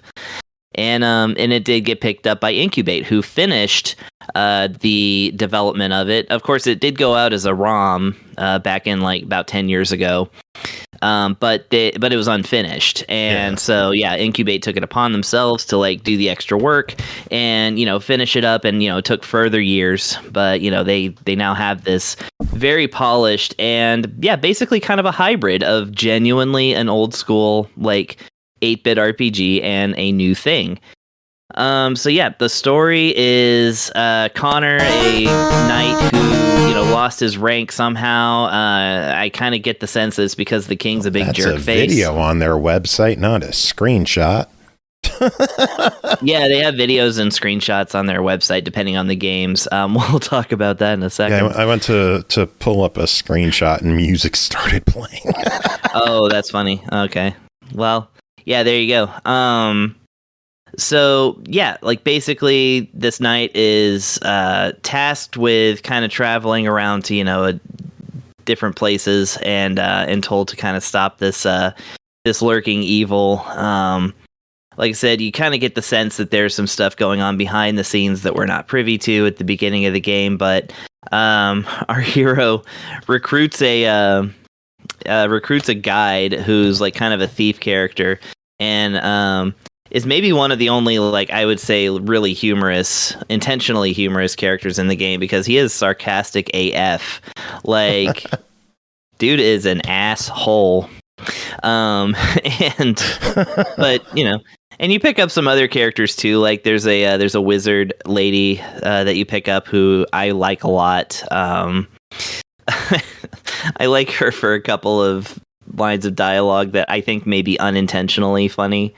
Like when you walk into this town and there's like burning holes in the ground and the buildings are dilapidated, and this is actually one of the few backgrounds where there is no animation because they're trying to convey that the whole place is like basically dead. As soon as you come to the entrance of the town, she's like, hang on, there's something wrong here. I sense it in the magic in the air or something like that. I don't know. It's just where you, the player, can see the screen. You know exactly what's wrong with the place. Anywho's. And yeah, at the point at which, I got to in the game as well, you get a gosh darn werewolf in your party. So, like, that's awesome. That, that seems like a bygone thing, like with Shining Force and everything, like to have that in your party. But anyways, so you go through and, like I said, pick up members of your party, go through dungeons, go through towns, pick up the story. Typical RPG stuff. It's very Dragon Quest. Even like when you look at the type of items that you get, you're like, oh, okay, yeah, this is very kind of a classic Dragon Quest thing. But then once you get into battles, it changes up. Now your characters are on an invisible grid. That is to say, you can't actually see the grid lines or anything like that. But as you select a character and then move the control pad around, you'll see that there's like little circles or stop signs that like show you where you can go, and you actually move a space at a time towards the enemy who's at a few spaces away from you. This is actually a strategy RPG where you are trying to close the gap between yourself and the enemies in a way that you get the advantage. And the control scheme is really interesting. Like you basically hold down like a diagonal on the controller, because most of the places you can move are diagonals for some reason. You move there. Once you get within the striking distance of an enemy, the cursor changes to like a sword symbol, and then if you hit the A button there, you can attack them. But if you just don't hold any direction down and press A, it brings up a menu, and the menu looks like classic Lufia or Paladin's Quest, if you ever played that on the SNES, where you just hit one of the directional buttons. Like there's an item symbol on the right, a magic symbol on the top, a jewel symbol on the left, and you can basically choose, like, for instance, a spell by hitting up, and then it will show you your spells that you can cast up to 4, and then you hit the directional button that points to that, and then it's like you pick like Fireball and or Engulf is what it's called, and then you select an enemy and then use it, and so that means you've used your spell.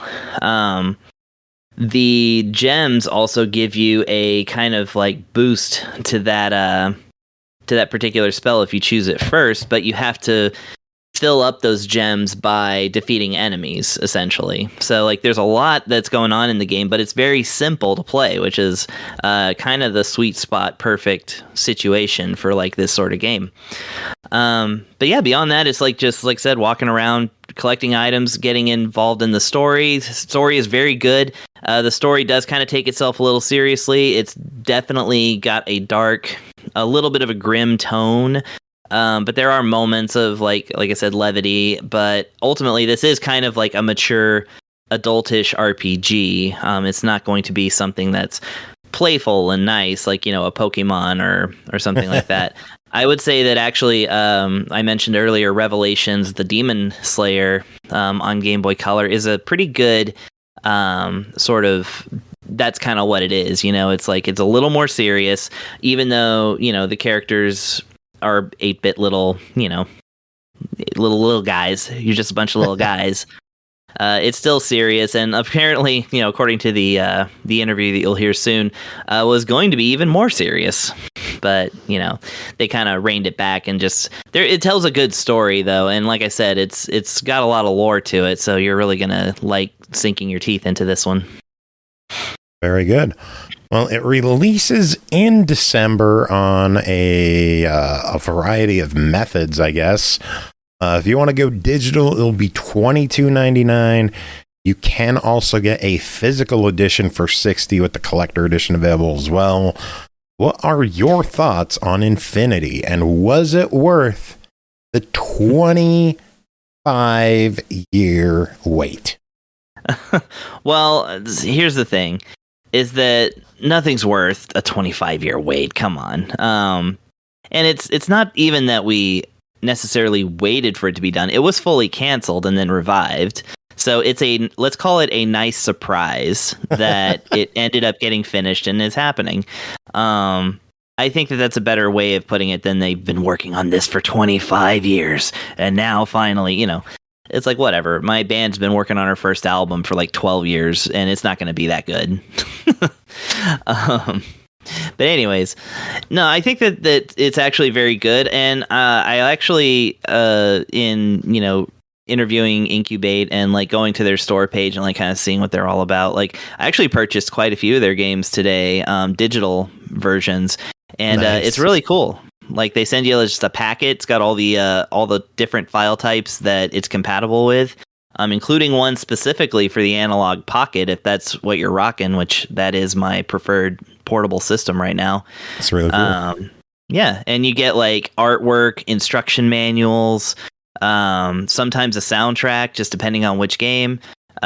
Speaking of which, this soundtrack does have a guest track by Yuzo Koshiro, which was really cool. That was one of their Kickstarter stretch goals. But yeah, no, I think that it's actually it's really cool, like this way of distributing like these kind of digital games with, where you have the option and not just like, oh, we made a batch of 100 physical games and when they're gone, so you better get them. They're like, no, we print these, you know, and like if we're out, then we'll print them again. It's like, it's no big deal. I think the collector's editions are truly limited though. I saw a few of them with like hand signed and numbered. Right. Yeah. So like, so some of them are probably a little bit limited, but like when I'm saying, when I went to their sales page, there was nothing that was like sold out.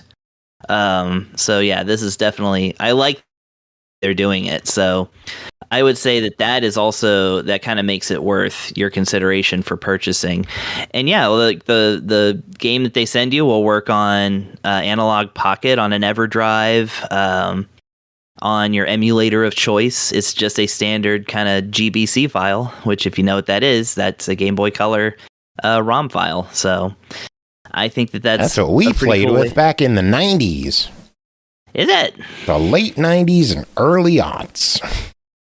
I can't remember the first time I emulated Game Boy Color games. Might have been 2016 or so. I'm frequently late to Game Boy stuff, or to like emulator stuff. I've got a Pocket emulator actually, and I haven't even set it up fully yet because it's confusing. I remember loading an emulator onto a floppy drive, like a 3-inch. Yeah, I did that for like NES and SNES games. Bring it to school and play. Yeah, that's what you got to do. And with And this that, might remind you of that, except that it's a legitimate business now. yay! But yeah, with that, we are finished with this episode. Big thanks to all you for being here, hanging out the whole time. Big thanks to the Neon Inferno crew for coming on, chatting with us in the first half of the show. Ugh, it's been a long one. Let's get out of here. It's a good doozy. Let's go. I actually, I got more Incubate games to play. Oh, there you go. Andy, you've been hanging out this whole time. Give us some final words. Dude, go play some games. Go eat some food. Go to sleep. Go take a shower, you smelly assholes. Hey, smelly assholes? What? Yeah, dude. Go take a shower. Oh. And just because the elections were tonight, way to go. Lots of places.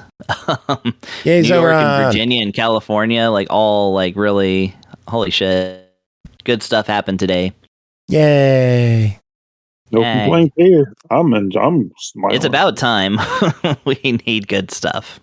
All right, Pernell. Fucking yeah! I Nailed it. did say that.